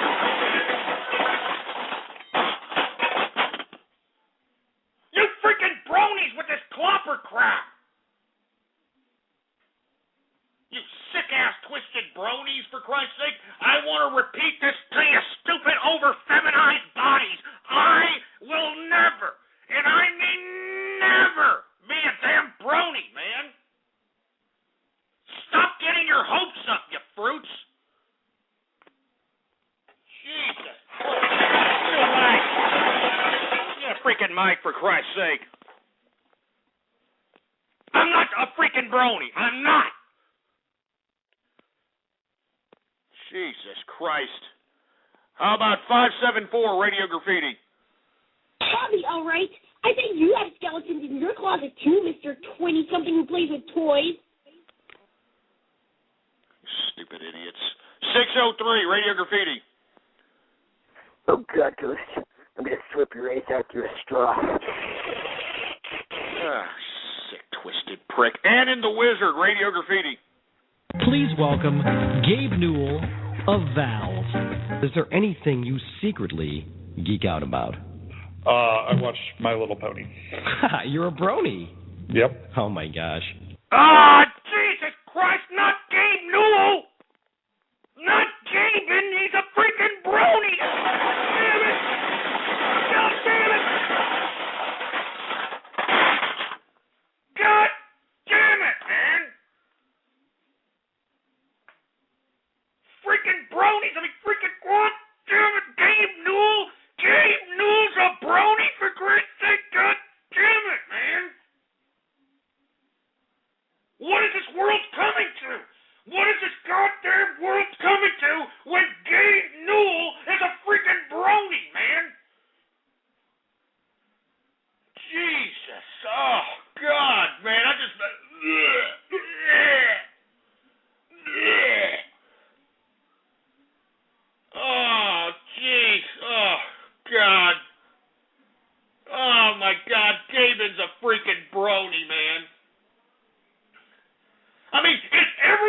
becoming a brony now? Is everybody? I mean, Jesus Christ! Damn it!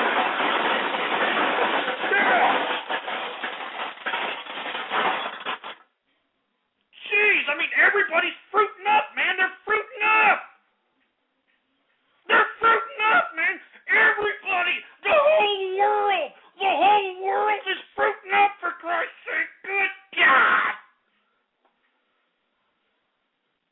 Oh, jeez. Oh, my God, I can't believe. Freaking Gabe Newell, a brony. What's this world coming to, man? What? I mean, seriously, what's going on here? What's going on?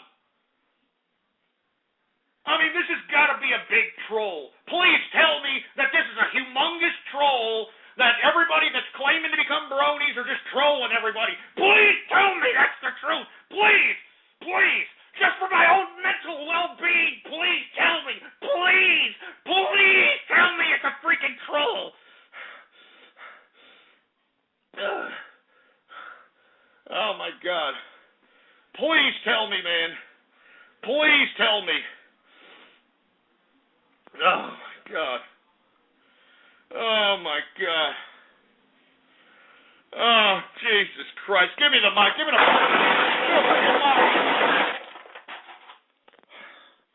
I can't. I just can't believe this crap. Everybody's becoming a freaking brony out here. Oh, my God. I need a drink. Give me my beer. Give me my beer, man. Freaking Gabe Newell, man. I mean, come on, Gabe. God damn it. Jesus. Give me my freaking beer, man.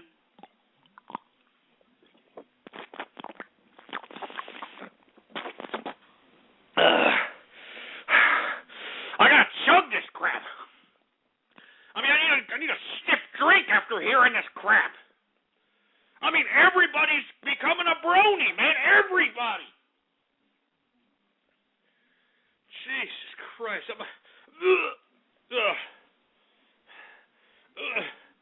Oh, my God.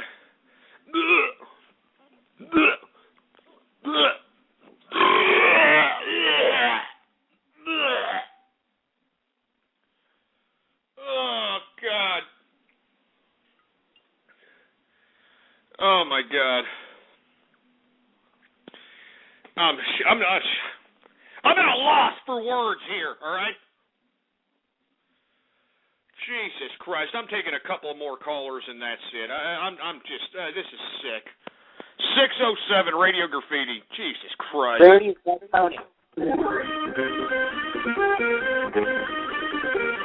Jesus Christ, with your 8-bit crap. 347 Radio Graffiti.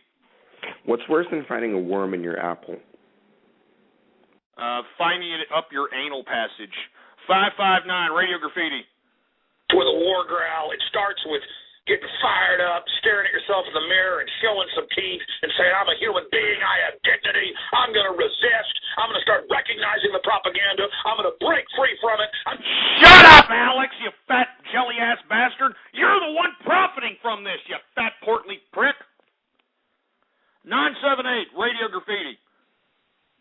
Screw the TSA and death to all bronies. Have a great Baller Friday tomorrow, Ghost. Hey, man, thanks a lot. I appreciate it. 240 Radio Graffiti, or 204, excuse me, Radio Graffiti. There are a couple of terms being used a lot these days by guilty white liberals. First one is happens to be. He happens to be black. I have a friend who happens to be black. Like it's a real funny. You know? Shut up, all right? Shut up. Real funny. Yeah. I do happen to have a whole bunch of friends that happen to be black. I don't know what you idiots are talking about. I happen to have a whole bunch of friends that happen to be Hispanics, all right? I happen to have a whole bunch of friends that happen to be WAP, Kraut, and Camel Jockey. So for you people to be sitting over here trying to act as if I'm some sort of a pompous bourgeois liberal is a ridiculous, false indictment. It's a lie, and you people are pieces of crap. Jesus Christ. 585 Radio Graffiti.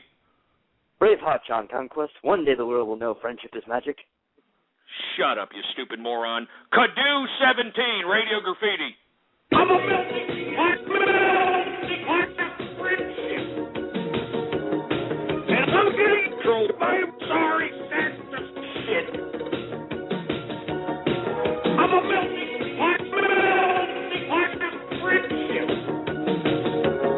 And I'm getting controlled. I'm sorry, that's the shit.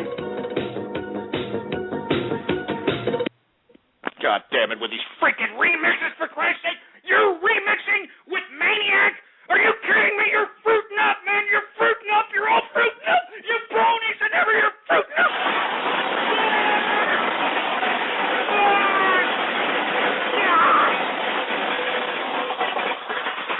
You're fruiting up! You're all fruiting up, and you're all making me sick! I'm out of here! I'm done! I'm done! Stick a fork in me! I'm done! Jesus, you're fruiting up, all of you! Get him out!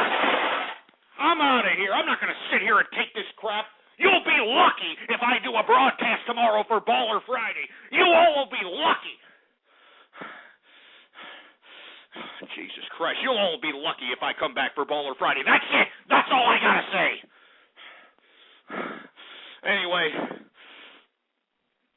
God damn it, you sorry sacks of crap. I can't believe this crap. I can't believe this crap. And look, the microphone is going out.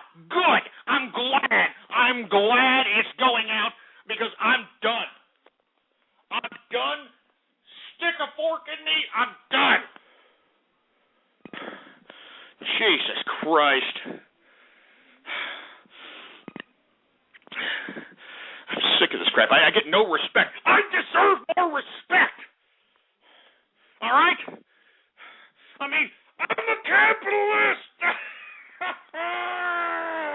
And I deserve the respect according to that title. I'm a capitalist. Anyway, I'm getting the hell out of here. You assholes will be lucky. You'll be lucky if I come here tomorrow for a Baller Friday. You'll be lucky, for Christ's sake. You're going to besmirch my show. You're going to besmirch me. How dare you? How dare you all? My show is serious business, and you people are treating it like it's some kind of a third-rate joke. Jesus Christ. Anyway, I'm getting the hell out of here. Get me out of here, engineer. I don't care how many people are still listening. I don't care how many people are on hold. I don't care. These people will be lucky. They'll be lucky if I come back tomorrow, engineer. You got that? Yes, sir. All right, I'm getting the hell out of here. Get me out of here, engineer. And hey, if you want to know if I'm going to conduct a broadcast tomorrow, follow me on Twitter, Ghost Politics. All one word, no underscores, Ghost Politics. And not to mention, if you hadn't had your fair fix of True Capitalist Radio, well, then go to the archive. Every one of these broadcasts are archived, time-dated, and stamped for free download at Blog Talk Radio, blogtalkradio.com/ghost, blogtalkradio.com/ghost. All right. You'll be lucky if I come back tomorrow. You better follow me on Twitter and figure out if I am or not. Anyway, get me out of here, engineer. I'm sick of these people. I'm sick of them. Get me out. Get me out of here, engineer. God damn it, get me out. You've been listening to True Capitalist Radio. The thoughts, views, ideas, comments, and opinions of the host of this show are absolutely his. Catch more live episodes Monday through Friday from 3:30 to 6:30 Central. Or check out archive shows at blogtalkradio.com. True Capitalist Radio. That's it. Boar's Head is bringing a slice of Japan to the deli.